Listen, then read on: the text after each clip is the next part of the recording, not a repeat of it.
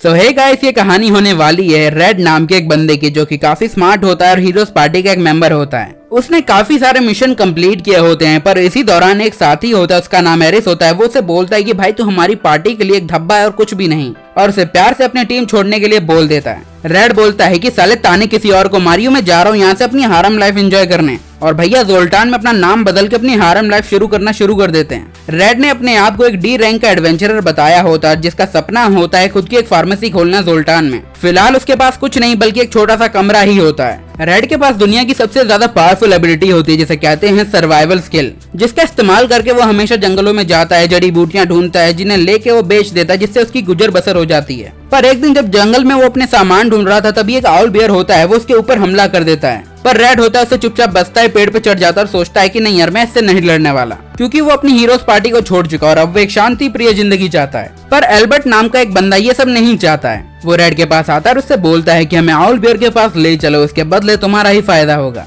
Red बोलता है चल बे साले, मैं तेरा काम क्यों करूं। रेड ये करने से इसलिए मना कर रहा होता है कि शायद इस चक्कर में उसकी ट्रू आइडेंटिटी बाहर आ जाए। वीडियो में आगे बढ़ने से पहले मैं चाहता हूं कि तुम प्लीज मेरे चैनल को सब्सक्राइब करो, क्योंकि 96.3% लोगों ने तो अभी तक सब्सक्राइब भी नहीं किया है। बस तुम्हारा मन करे तो कर देना। चलो वीडियो शुरू करते हैं।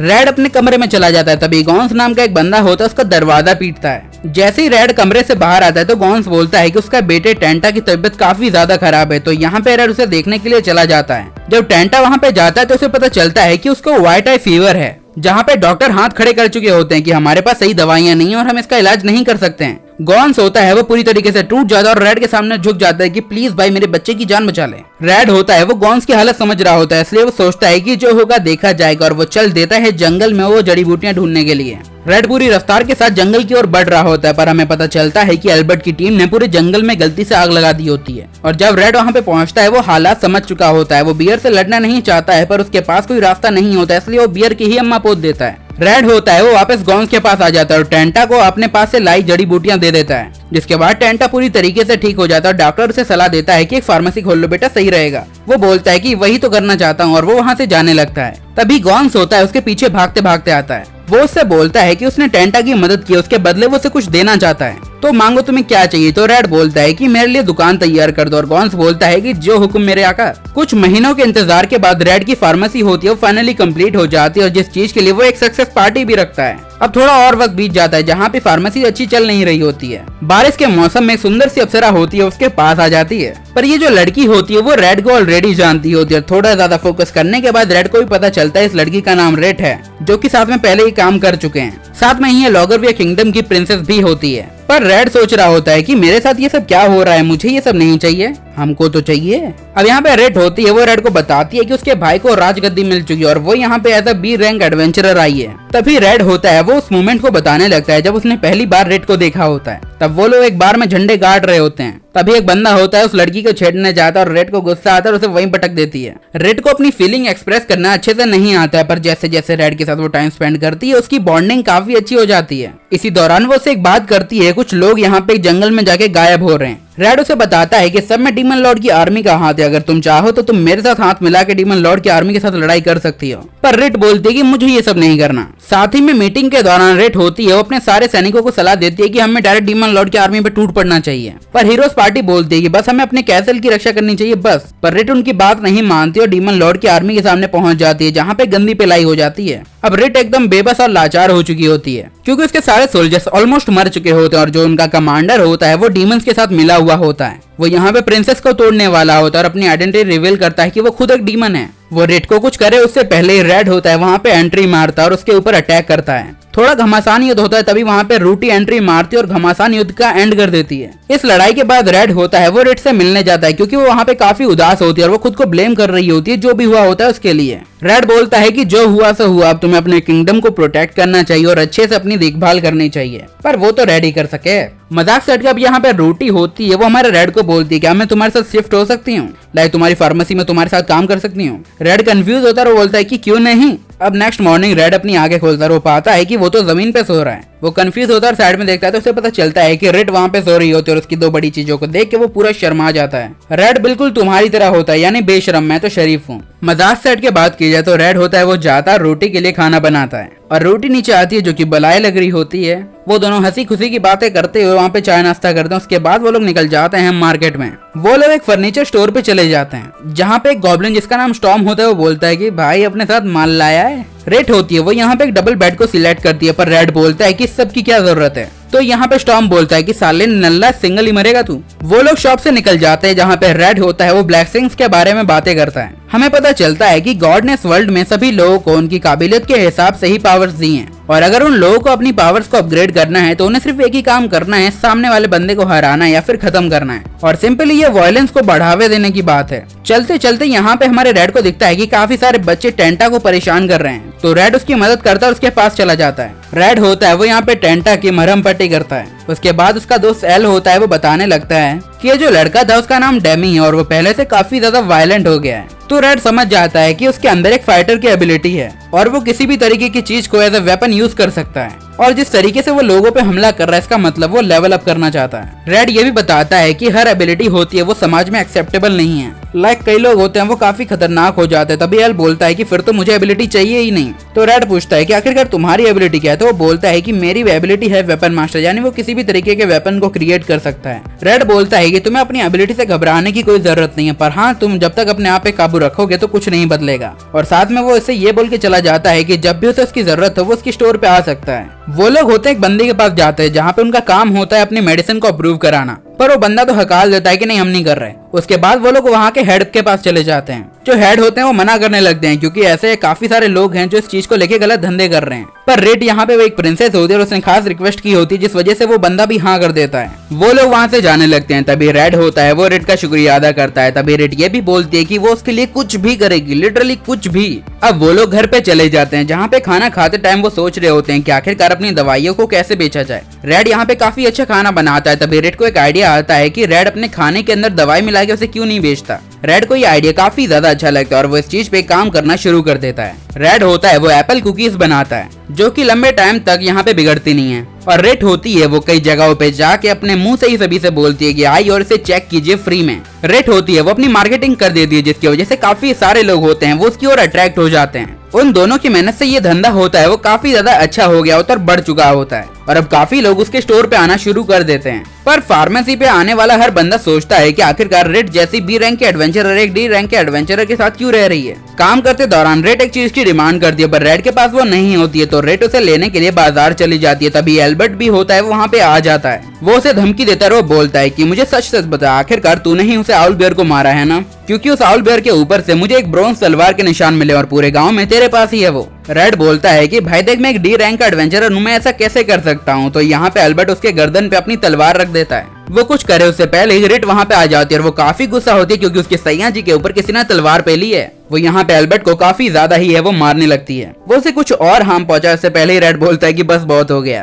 कुछ दिनों बाद रेड होता है वो रेड को लेके पब्लिक हॉट स्प्रिंग में जाता है जहाँ पे उनके अलावा स्टॉर्म और गॉन्स भी होते हैं। जहाँ पे पूरा मर्द समाज होता है वो एक जगह पे जाके मजे कर रहा होता है। वहीं बाहर की तरफ हमें पता चलता है कि बाथ हाउस का ओनर होता है वो उस बाथ हाउस को बंद करने वाला है क्योंकि वो काफी लॉस में जा रहा है। अब यहाँ पे गॉन्स की वाइफ और रेड होती है वो डिसाइड करते हैं कि कुछ भी हो जाए जैप के यहाँ पे जो भी हॉट स्प्रिंग उसे बंद नहीं होने देंगे। तभी रेड होता है वो वाइल्ड कार्ड एंट्री मारता है और वो कुछ ऐसा बनाता है और जैप को देता है। वो बोलता है ये काफी ज्यादा इफेक्टिव चीज है और इस जैसी चीज होती है वो आसपास के किसी भी हाईटेक बाथ हाउस में भी तुम्हें नहीं मिलेंगे। तो जैप बोलता है ठीक है ये भी ट्राई कर लेते हैं। जैप को आउटकम का कोई अंदाजा नहीं होता है फिर भी वो रेड की इस मदद के लिए उसका शुक्रिया अदा करता है। यहाँ पे जैप की चांदी चांदी हो जाती है क्योंकि अगले ही दिन से उसके काफी कस्टमर बढ़ जाते हैं। अब हम रेड को देखते हैं जो कि घर पे जा रहा होता है। तभी गॉन्स की फैमिली उसे अलविदा करती है और वहाँ से निकलने लगते हैं। इसके बाद रेड और रेड होते हैं वो अकेले चल के जा रहे होते हैं। तभी रेड होती है वो एक जगह पे रोकती है और यहाँ पे रेड से बोलती है कि उस दिन उसने पीने के लिए कुछ मांगा था। वेल रेड की फैमिली का ये एक ट्रेडिशन होता है, लाइक किसी को पसंद करते हो तो उसके लिए ये करना पड़ता है। रेड समझ जाता है कि यहाँ पे रेड अपनी फीलिंग्स को कन्फेस कर रही है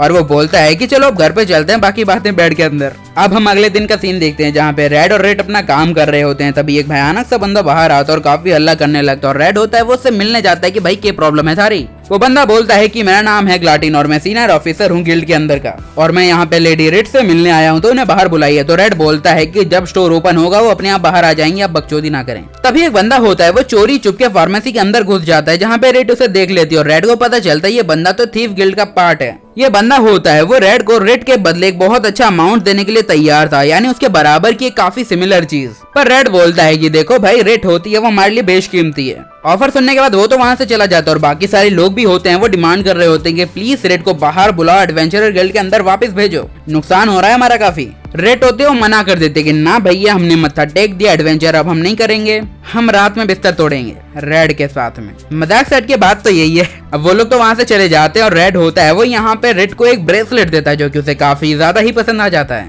रेड होती है वो यहाँ पे बोलने लगती है रेड से वो उससे लोगरिया में पहले भी मिल चुकी है पर उसे कभी भी नहीं लगा था कि वो रेड के इतने क्लोज आएगी। वो बताती है कि एक दिन उन्हें एक जगह पे जाना था पर पूरी जगह होती है वो डीमन लॉर्ड की आर्मी के साथ घिरी हुई थी। तभी उन लोगों ने डिसाइड किया था कि अब वो जंगलों से घूमते घूमते वहां पे जाएंगे और अपनी हीरोज पार्टी के साथ मिलकर वो लोग इस जंगल को पार करने का डिसाइड करते हैं। उनका सफर काफी ज्यादा अच्छे से चल रहा होता है। तभी उनकी मुलाकात एक एल्फ गर्ल से होती है जिसका नाम होता है यंड्राला, जो कि जंगल को बखूबी जानती है, जिस वजह से सभी लोग एग्री कर जाते हैं इसे अपना गाइड बनाने के लिए। यंड्राला होती है वो यहाँ पे रेड के काफी करीब चिपकी हुई होती है जिस बात से यहाँ पे रेड को काफी गुस्सा आ रहा होता है। पर कहीं न कहीं यंड्राला इस बात को समझ जाती है और वो चुपचाप उसके पास आके बोलती है कि ऐसा करते हैं हम थोड़ा गर्ल्स टाइम स्पेंड करते हैं और वो लोग नहाने निकल जाते हैं। नहाते दौरान यहाँ पे जो यंड्राला होती है वो यहाँ पे रेड से बोलती है कि अगर तुम्हारे दिल में उसके लिए फीलिंग्स है तो कन्फेस कर दो। हालांकि मैं भी उसे पसंद करती हूँ बट मैं उसे प्रपोज नहीं कर सकती क्योंकि वो एक एल्फ और उसका लाइफ स्पेन पता नहीं कम हो ज्यादा हो, हमें क्या पता। वो लोग अपनी जर्नी फिर से शुरू करते हैं जहाँ पे अचानक से यंड्राला को ये फील होता है कि उसके आसपास काफी सारे डीमन है और रेड ये सब चेक करता है तो उसे पता चलता है कि डीमन लॉर्ड की आर्मी उनके काफी करीब है।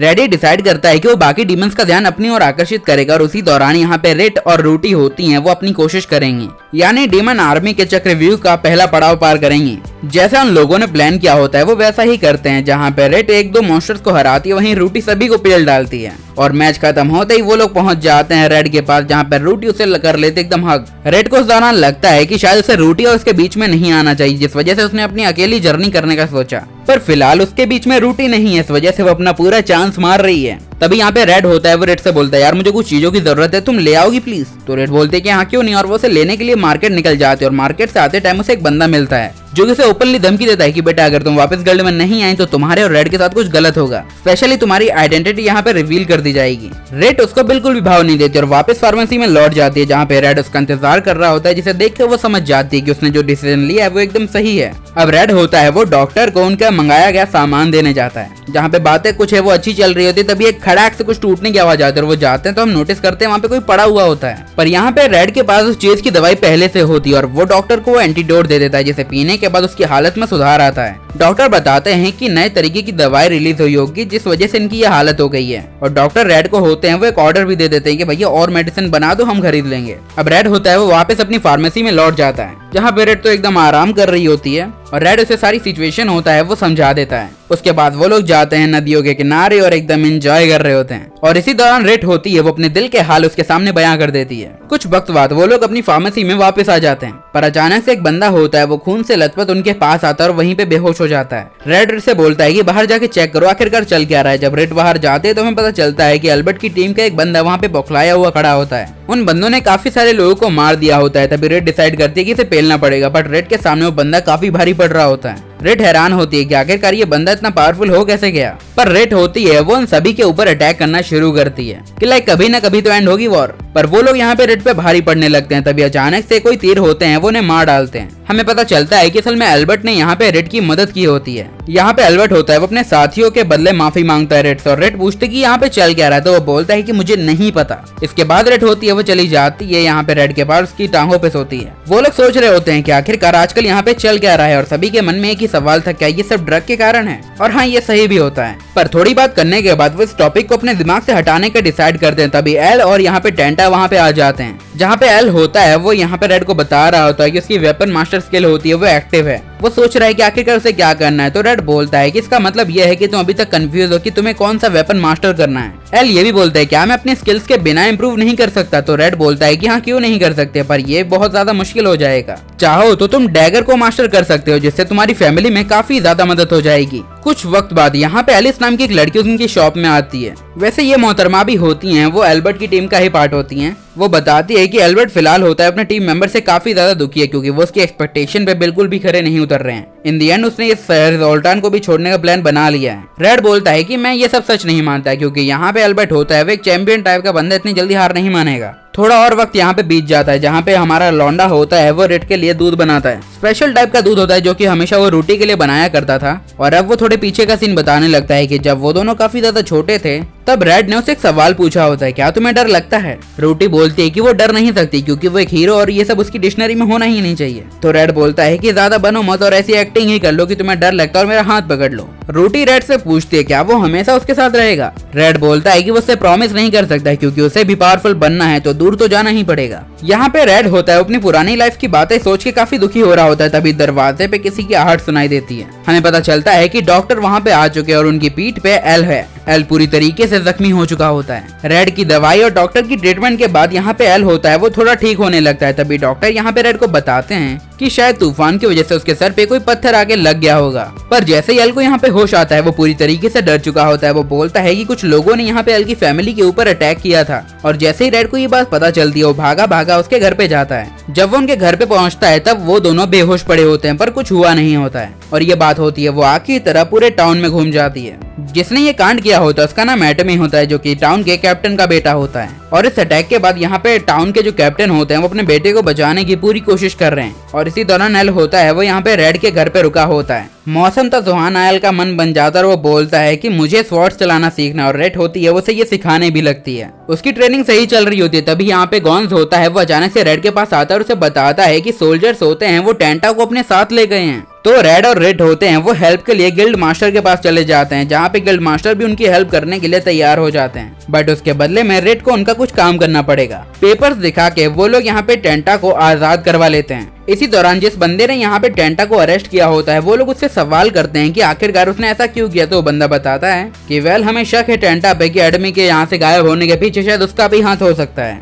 और एटमी होता है वो काफी खतरनाक बंदा है। टेंटा होता है वो यहाँ पे बताने लगता है कि एटमी ऐसा नहीं है, बल्कि वो काफी ज्यादा साफ दिल का है। अगर उसे गलती होती है तो माफी भी मांगता है। ऊपर से वो तो एक टाउन गार्ड बनना चाहता है जिससे वो लोगों की हिफाजत कर सके। अब सभी लोग काफी ज्यादा कंफ्यूज हो गए होते हैं। अगर वो ये सब करना चाहता है तो आखिरकार उसके साथ ये हो क्या रहा है। रेड होता है वो सवाल करता है क्या एटमी होता है वो कुछ टाइम से कोई ड्रग कंज्यूम कर रहा था। तो वो बोलते हैं कि नहीं, हमारी फैमिली में किसी को भी कोई ऐसी बीमारी नहीं है कि उसे दवाई या ड्रग का सहारा लेना पड़े। तो रेड यहाँ पे उन्हें सिचुएशन समझाने लगता है और उन्हें भी धीरे धीरे समझ आ भी जाती है। अब रेड होती है वो इस चीज के बारे में इन्वेस्टिगेशन करने में सभी की हेल्प कर रही होती है। वहीं रेड होता है वो एल को तलवारबाजी सिखा रहा होता है। प्रैक्टिस के दौरान यहाँ पे एल होता है वो रेड से सवाल करता है कि अगर उसका रैंक डी है तो आखिरकार वो तलवारबाजी या फाइटिंग में इतना अच्छा कैसे है। रेड बोलता है कि मैं रैंक के चक्कर में नहीं पड़ना चाहता, बस मैं अपनी लाइफ को अच्छे से एंजॉय करना चाहता हूँ। तभी एल होता है वो रेड को बताता है कि एक बंदा उनकी शॉप पे आया था और यहाँ पे उसने एल को एक तलवार दी थी और कहा था ये उसकी बुलंदियों का कारण बनेगी। रेड को लगता है कि शायद वो बंदा थीफ गिल्ड का मेंबर हो सकता है। अब हम रेड को देखते हैं जो कि उस बंदे को पकड़ लेती है, पर वो बंदा खुद को ही फोड़ लेता है। तभी और ज्यादा बंदे होते हैं वो उसकी ओर अटैक करने के लिए बढ़ने लगते हैं और वो उसे कुछ करें उससे पहले एक अननोन बंदा वहाँ पे आता है और उन्हें कूटने लगता है। रेड होती है उस बंदे को पहचान लेती है। उस बंदे का नाम डैनन होता है, जो कि हमारे रेड की हीरोज पार्टी का ही एक मेंबर होता है। रेड होती है वो यहाँ पे डैनन को बोलती है कि वो रेड को वापस नहीं ले जा सकता। तो वो बोलता है कि मैं चाहता भी नहीं हूँ और वो उन बंदों में से एक की हुडी हटाता है, जहाँ पे हमें पता चलता है कि ये बंदा एक डीमन होता है। डैनन बोलता है कि लगता है जोल्टान में कुछ गलत चल रहा है और साथ ही वो वहाँ से जाते हुए ये बोल जाता है कि अगर कहीं भी और कभी भी उसे यहाँ पे जोल्टान में उसकी जरूरत पड़े तो वो उसके पास कभी भी आ सकती है। थकी हारी रेड होती है वो घर को लौट जाती है और जाते ही सीधा रेड की गोदी में बैठ जाती है और वो इस बारे में कुछ भी नहीं बताती कि वो डैनन से मिली होती है। अब यहाँ पे रेड होता है वो एल को मिली उस तलवार को पूरी तरीके से चेक करता है, जो कि पावरफुल तो होती है। पर उसके अंदर एक जीपीएस टाइप का सिस्टम होता है जो कि होस्ट की पावर और उसकी लोकेशन पता करने के लिए होता है। रेड सोचता है कि आखिरकार कोई एक बच्चे की लोकेशन क्यों पता रखना चाहता है। अगले दिन रेड होता है वो एक स्वॉर्डस्मिथ के पास चला जाता है एक तलवार खरीदने के लिए, और जब वो बाहर आता है वो नोटिस करता है कि काफी सारे लोग प्रोटेस्ट कर रहे होते हैं कि उन्होंने एडमी को छुपा के रखा है। थीफ गिल्ड का बंदा होते हुए बताता है कि शायद ऐसा हो सकता है कि एक बंदा होता है वो लोगों को भड़काने के लिए उन्हीं के बीच बैठा हो। तभी हम रेड को देखते हैं जो कि जोगा पहने गलियों के बीच से गुजर रही होती है। तभी उनके सामने 2-3 बंदे आ जाते हैं। तभी रेड होती है वो अपना जोगा उतारते हैं, उसके पास यहाँ पे एल की तलवार होती है। वेल इससे साफ जाहिर होता है कि रेड को भी पता चल चुका होता है कि यहाँ पे एल का गलत इस्तेमाल किया जाने वाला होता है। ये देखते ही वो लोग काफी ज्यादा गुस्सा हो जाते हैं और रेड के ऊपर अटैक करने के लिए बढ़ते हैं, पर रेड होती है वो बिल्कुल भी हार नहीं मानते और उन्हें पेरने लगती है। तभी उनमें से एक बंदा होता है वो असल में एक डीमन निकल जाता है और अब वो रेड के ऊपर अटैक करने के लिए बढ़ने लगता है। अब हम एल को देखते हैं जो कि फार्मेसी के अंदर बैठा होता है सोल्जर के साथ में। तभी वहाँ पे यही बंदा आ जाता है जिसने एल को तलवार दी होती है। वो बंदा होता है वो एल को बोलता है कि बेटे तू मेरे काफी काम का है तो तुझे मेरे साथ तो चलना ही पड़ेगा, और उसे बांध के वो अपने साथ ले जाता है। तभी हमारा सामना होता है थीव्स गिल्ड के लीडर से, जो कि बोलता है कि छोरे मुझे बाकियों की तरह मत समझना, मैं काफी ज्यादा डिफरेंट हूँ और सभी को पहलने में कोई देरी नहीं करता हूँ। मैं तुम्हारी तरह सुल्तान में इज्जत की जिंदगी नहीं जिया हूँ, एकदम स्लम्स में रहा हूँ और अब आके कम बैक कर रहा हूँ। और उसने जो ड्रग बनाया है उसके जरिए वो सारे ह्यूमंस को डीमन में कन्वर्ट करता चला जा रहा है। उसकी स्पेशल ब्लेसिंग यही है कि वो दूसरों की ब्लेसिंग में थोड़ी फेर फार कर सकता है। साथ में वो ये भी बोलता है कि देखो यार मुझे तुम्हारी काफी जरूरत है और तुम मेरी मदद करोगे तो फायदे में रहोगे। अब उन लोगों का लीडर होता है वो अपने पहले शिकार को बुलाता है। यहाँ पे उनका पहला शिकार और कोई नहीं बल्कि एडमी होता है। वो यहाँ पे एल से माफी मांगता है क्योंकि उसने अपने फादर की तरह एक गार्ड बनने के लिए वो ड्रग कंज्यूम कर लिया था। सब लोगों ने थीव्स गिल्ड के बाहर एकदम भीड़ लगा दी होती है कि आखिरकार एडमी कहाँ है और ये सब क्या चल रहा है। तो यहाँ पे उन लोगों का लीडर होता है वो बोलने लगता है कि इस बात का जवाब तो तुम्हें एल ही देगा, क्योंकि जिसके ऊपर अटैक हुआ था वो एल था। एल कोई जवाब दे उससे पहले यहाँ पे वो बंदा होता है वो एक तलवार एल के हाथ में दे देता है और वो बोलता है कि अब तुम इसे खत्म कर दो। एडमी की फट चुकी होती है कि लगता है अब तो गेम बच गया। एल होता है वो अपने दोस्त को मारना नहीं चाहता होता है, जिस वजह से वो उसकी रस्सियों को तोड़ देता है। तभी जिस बंदे ने एल को तलवार दी होती है वो बंदा अपने पास से एक एक्स निकालता है, जिसे देख के एडमी के अंदर का शैतान होता है वो बाहर निकलने लगता है। एडमी होता है वो उस एक्स को उठा लेता है। वो एल को कुछ करे उससे पहले रेड वहाँ पे अचानक से आ जाता है और उसके एक्स को 2 टुकड़ों में कन्वर्ट कर देता है। रेड होता है वो एडमी को उठा लेता है और बोलता है कि तुम लोगों को ये लगा कि तुमने मुझे बेवकूफ बना दिया, पर असल में हम लोगों ने तुम्हें ये करने पे मजबूर किया है। अब रेड होता है वो एडमी को लेके नीचे कूद जाता है और थोड़ी देर बाद वो एडमी को कुछ दवाइयां देता है जिससे वो पूरी तरीके से हील होता है। तभी वहाँ पे बॉय नाम का एक बंदा आ जाता है जो कि रेड के साथ काम करता है। वो बच्चों को वहाँ से ले जाता है और रेड होता है वो उस गॉब्लिन के पास वापस जाता है, जहाँ पे वहाँ पता चलता है कि एल्बर्ट ने भी उन्हें ज्वाइन कर लिया है। एल्बर्ट होता है वो पूरे गुस्से के साथ यहाँ पे रेड के ऊपर अटैक करता है, पर रेड भी लायक तुम्हारा कुछ ना उखाड़ सके और एक यहाँ से उसका धूल चटाना शुरू करता है। एल्बर्ट यहाँ पे समझ जाता है कि रेड कोई कच्चा खिलाड़ी नहीं है, बल्कि वो सिर्फ अपनी ट्रू एबिलिटीज को छुपा के रख रहा है। तभी हम गॉब्लिन को देखते हैं जिसके अंदर से एक डीमन बोलता है कि मैंने इस बंदे की बॉडी पे कब्जा कर लिया है और मेरा गोल है सभी को बर्बाद करके एक नया राजा बनने का। रेड समझ जाता है कि अभी तक जो भी हालात आए हैं उसके पीछे और कोई नहीं बल्कि ये डीमन है जिसने एल्बर्ट को भी अपने साथ मिला लिया है। एल्बर्ट बताता है कि इस शहर में रह के उसका सपना कभी भी पूरा नहीं हो सकता है, इसलिए उसने डीमन आर्मी के साथ हाथ मिला लिया है क्योंकि उसके एम्बिशन काफी बड़े हैं, तो छोटे शहर में रहने से मतलब क्या है। एल्बर्ट होता है वो रेड को भी अपने साथ मिलाने का सोचता है। वो बोलता है कि भाई मेरे साथ आजा, रैश करेगा, या तो इस गाँव का रखवाला बनना चाहता है। रेड बोलता है कि सच बोलूं तो दोनों में से एक भी नहीं। तभी अचानक से काफी सारे सोल्जर्स होते हैं वो रेड के आसपास से होते हैं वो निकल आते हैं। उन लोगों ने सभी को घेर लिया होता है। तभी एल्बर्ट सोचता है कि मैं इन लोगों के हाथ से पकड़ा नहीं जाना चाहता, ना ही अपने सिर पे कोई क्रिमिनल केस, इसलिए वो डिसाइड करता है कि रेड को मरना पड़ेगा और वो उसके ऊपर अटैक करता है, पर रेड एक झटके में ही उससे बच जाता है और वो सीधे ही एल्बर्ट के हाथ को तोड़ डालता है या फिर कहीं काट डालता है। रेड बोलता है कि तुम एक हीरो हो सकते थे, पर तुमने एक संगत और एक गलत रास्ता चुना।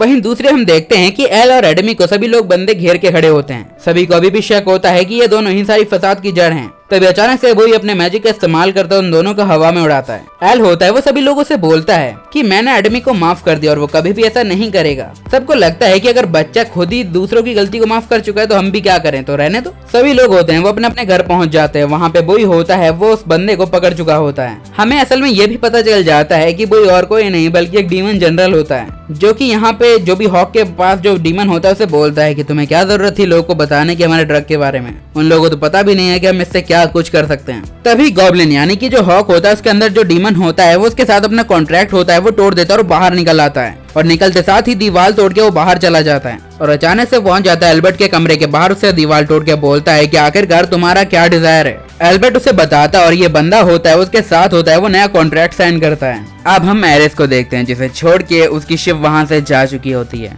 तभी उसकी पार्टी की एक और मेंबर वहाँ पे आती है और वो बोलती है असल में रूटी होती है वो उसे ले गई है, पर रूटी होती है वो अपना हीरो वाला बैच होती है वो यहीं पे छोड़ गई होती है। और शिप को चलाने वाली टिस्का नाम की एक और लड़की होती है जो कि रूटी की असिस्टेंट बनी होती है। अभी ये लोग होते हैं वो जोल्टान जा रहे होते हैं क्योंकि इन लोगों ने सुना होता है कि रेड का वहाँ पे जाने का मन था और पिछली रात जो डीमन होता है वो रूटी के पास आया होता है और अपने ड्रग का सैंपल भी उसे दिया होता है। वैसे इस ड्रग का नाम ड्रग डीमन ब्लेसिंग होता है। उसने यहाँ पे ये भी बोला होता है कि मैं बाकी डीमंस का तरह नहीं हूँ, मैं तुम्हारी मदद कर सकता हूँ। साथ में यहाँ पे उस ड्रग के बारे में अच्छे से उसे पूरी जानकारी देता है कि आखिरकार वो कैसे और किस पे क्या इफेक्ट करता है। रूटी को ये चीज थोड़ी इंटरेस्टिंग लगती है इसलिए वो सीधा उसे गटक जाती है, पर रूटी के ऊपर किसी भी तरीके के ड्रग का कोई खास असर तो नहीं पड़ता है, बल्कि उसे ये ड्रग काफी अच्छा लगता है। और जब वो लोग जोल्टान जा रहे होते हैं तभी उन लोगों ने आपस में बात कर ली होती है कि टिस्क होती है वो कहीं भी उसे मतलब ऐसे हीरो ट्रीट नहीं करेगी वरना सभी उसे पहचान जाएंगे। अब देखो माहौल पड़ चुका होता है ठंडी का, जहाँ पे कस्टमर तो ज्यादा आ नहीं रहे होते हैं,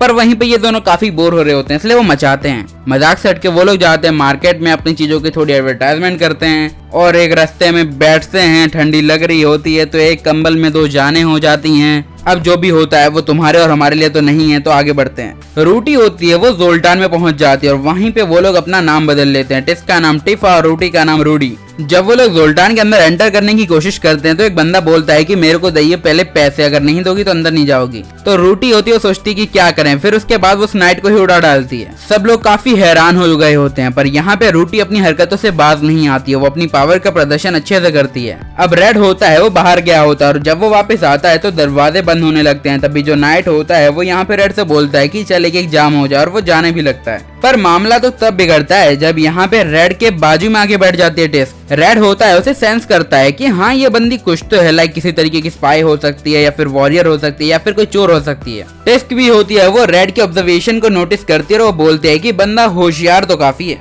अब टिस्क होती है ये बात आके रूटी को बताती है कि यहाँ पे शहर में रेड नाम का एक बंदा है जो हमारे लिए मुसीबत खड़ी कर सकता है। रूटी को इस बात की कोई खास चिंता वैसे होती नहीं है, पर यहाँ पे अभी बुई की बात चल रही होती है। वैसे तुम्हें और मुझे पता ही है कि रूटी यहाँ पे क्या लेने आई है, तो इसलिए वो उस बंदे की तलाश करने का सुझाव देते हैं। उन्हें पता चलता है कि जिस बंदे की तलाश में वो आए हैं वो डंजन के टॉप पे और उन्हें डंजन क्रॉस करना पड़ेगा। पर जब रूटी होती है वो ये सारे काम कर रही होती है उसे ख्याल आता है हमारे रेड का, जो कि एक तरीके का साइड इफेक्ट ही होता है। अब फाइनली रूटी होती है उस बंदे तक पहुंच जाती है, वो उससे सच होती है, वो पूछती है और उसे डराती है, तो वो बंदा भी डर के मारे बोल देता है कि हाँ ये सारी चीजें मैंने ही बनाई हैं। पर फिलहाल ये बंदा काफी ज्यादा कमजोर होता है। रूटी उसे हील करना चाहती है, पर अगर वो ऐसा करेगी तो उसकी आइडेंटिटी होती है वो पब्लिक के सामने आ जाएगी। तभी टिस्क होती है वो सलाह देती है कि हम इस बंदे के लिए जोल्टान की बेस्ट फार्मेसी से दवाइयां ले आते हैं और वो लोग सीधा वहीं पे निकल लेते हैं। और वहां पे निकलते ही रूटी होती है वो फाइनली रेड से मिल जाती है और आंखें चार हो जाती हैं और देखते ही वो तुरंत उसके गले पड़ जाती है। अब यहाँ पे जो टिस्क होती है वो अपने आप को इंट्रोड्यूस कर देती है कि यहाँ पे वो रेड की जगह ले चुकी है। तभी यहाँ पे जो रूटी होती है वो पूछने लगती है क्या तुम अभी किसी के साथ रह रहे हो, तो बोलता है कि हाँ बिल्कुल, उसका नाम रेड है। अब रूटी होती है वो उससे टीम छोड़ने की वजह पूछती है, तो हमारा लौंडा सारी वजह उसे अच्छे से एक्सप्लेन कर देता है। यहाँ पे जो रूटी होती है वो रेड से बोलती है कि तुम चलो वो सब मैं देख लूंगी, क्योंकि एरिस तो यहाँ पे बकलोल आदमी, उसको कुछ समझ नहीं आ रहा है। और यंड्राला होती है उसने टीम को छोड़ दिया क्योंकि उसे लगता है कि रेड को हम लोगों ने मार दिया। रेड होता है वो मना कर देता है कि सॉरी मुझे माफ करना, पर मैं तुम्हारा ऑफर एक्सेप्ट नहीं कर सकता क्योंकि जोल्टान में रहने के लिए मेरे पास काफी वजहें हैं। तभी रूटी बोलती है तो ऐसा करते हैं कि अब मैं भी जोल्टान में ही रुकूंगी। ये सुनते ही वो पूरा गंभीर हो जाता है। तभी रिट वहाँ पे आ जाती है और अब उन दोनों की आपस में आंखें चार हो जाती हैं। अब इसके बाद हमारा रेड होता है वो रूटी से पूछता है कि आखिरकार वो जोल्टान में क्या कर रही है। तो यहाँ पे रूटी बताती है कि वो डीमन लॉर्ड को हराना चाहती है, जिसके लिए उसे रेड की जरूरत है। साथ ही दूसरा काम ये है कि मुझे डीमन लॉर्ड को कैसे हराना है, मुझे उसका रास्ता मिल गया है। रूटी होती है और रेड से ये भी बोलती है कि तुम चिंता मत करो, अब से रेड का मैं ख्याल रख लूंगी। इसके बाद वो लोग वहाँ से चले जाते हैं और चलते चलते रूटी की तबीयत खराब हो जाती है उस दवाई के कारण। और जब वो लोग अपने कमरे तक पहुंच जाते हैं वहाँ पे टेस्ट होती है, वो बताती है रूटी को कि जो एक आंख वाला बंदा है उसे हील होने में थोड़ा टाइम लगेगा और उसे सामग्री बनाने के लिए पूरा सामान भी चाहिए। तो रूटी बोलती है कि इसकी चिंता तुम मत करो, वो सब मैं मैनेज कर लूंगी। तभी अचानक से रूटी होती है वो अपना हाथ होती है वो टेस्ट की ओर बढ़ाती है और टेस्ट होती है वो अपनी तलवार या जो भी चाकू वाकू निकाल लेती है। रूटी बोलती है कि तुम गलत मत समझो, असल में मैं तुम्हारे जो भी कीड़ा है या जो भी जानवर उसे सिर्फ छूने की कोशिश कर रही थी। तो वो बोलती है कि सॉरी माफ करना। तो टिस्क यहाँ पे उससे माफी मांगने के साथ उसे वादा करती है कि अभी से मैं उस पर पूरा भरोसा करूंगी और जितनी हो सके उतनी फेवर करूंगी। अब अगले दिन यहाँ पे रोटी होते हुए डिसाइड करती है कि चलो रेड की मदद की जाए। इसके लिए वो उसकी शॉप पे जाते हैं और कस्टमर को आकर्षित करने के लिए गेट पे खड़ी होती है, पर कस्टमर बोलते हैं कि नहीं, इसको हटाओ, तब तक हम नहीं आएंगे। अब रेड होता है वो यहाँ पे रोटी को लेके सोना में चला जाता है, जहाँ पे वो एंजॉय करे या ना करे वो हमें नहीं पता। किसे पता। रोटी होती है वो यहाँ पे रेड से माफी मांगती है क्योंकि उसके चक्कर में उसे काफी प्रॉब्लम फेस करनी पड़ रही हैं। तो रेड बोलता है कि ऐसी कोई बात नहीं है, मुझे तुम पे बहुत गर्व है। अब हम थियोडोरा को देखते हैं जिसने एल्बर्ट की जान बचा ली होती है। एल्बर्ट होता है वो यहाँ पे बोल रहा होता है कि मैं किसी की भी हेल्प नहीं कर सकता, मैं हीरो बनने के लायक ही नहीं हूँ। अब डिनर का टाइम हो जाता है जहाँ पे रेड होता है वो रोटी के लिए उसका फेवरेट दूध लाता है। अगला जोक डार्क हो सकता है इसलिए मैं नहीं मारूंगा। अब यहाँ पे सारी लड़कियां होती है वो नहाने निकल लेती हैं, जहाँ पे रोटी होती है वो रेड के सामने एकदम ओपन होके बोलती है अपने और अपने भाई यानी रेड के रिश्ते के बारे में। रोटी उस दिन के बारे में बताती है कि जब उसने पहली बार आउल बियर के साथ फाइट की थी। वेल, एक बच्चे के लिए एक आउल बियर को हराना बहुत ज्यादा ही बड़ी बात है, जो कि सेंटर ऑफ अट्रैक्शन बन जाता है। पर यहाँ पे कभी भी हमारे रेड ने अपनी बहन का साथ नहीं छोड़ा, और यही रीजन है कि वो अपने भाई का साथ कभी नहीं छोड़ना चाहती है, चाहे कुछ भी हो जाए, और रोना शुरू करती है। रोटी ये भी बोलती है कि वो रेड की तरह रहना चाहती है हमारे लौंडे के साथ में, पर वो ऐसा नहीं कर सकती क्योंकि वो एक हीरो है और उसके सर पे काफी ज्यादा मुसीबतें और जिम्मेदारियां हैं। रेड को भी काफी ज्यादा बुरा लगता है ये सुन के।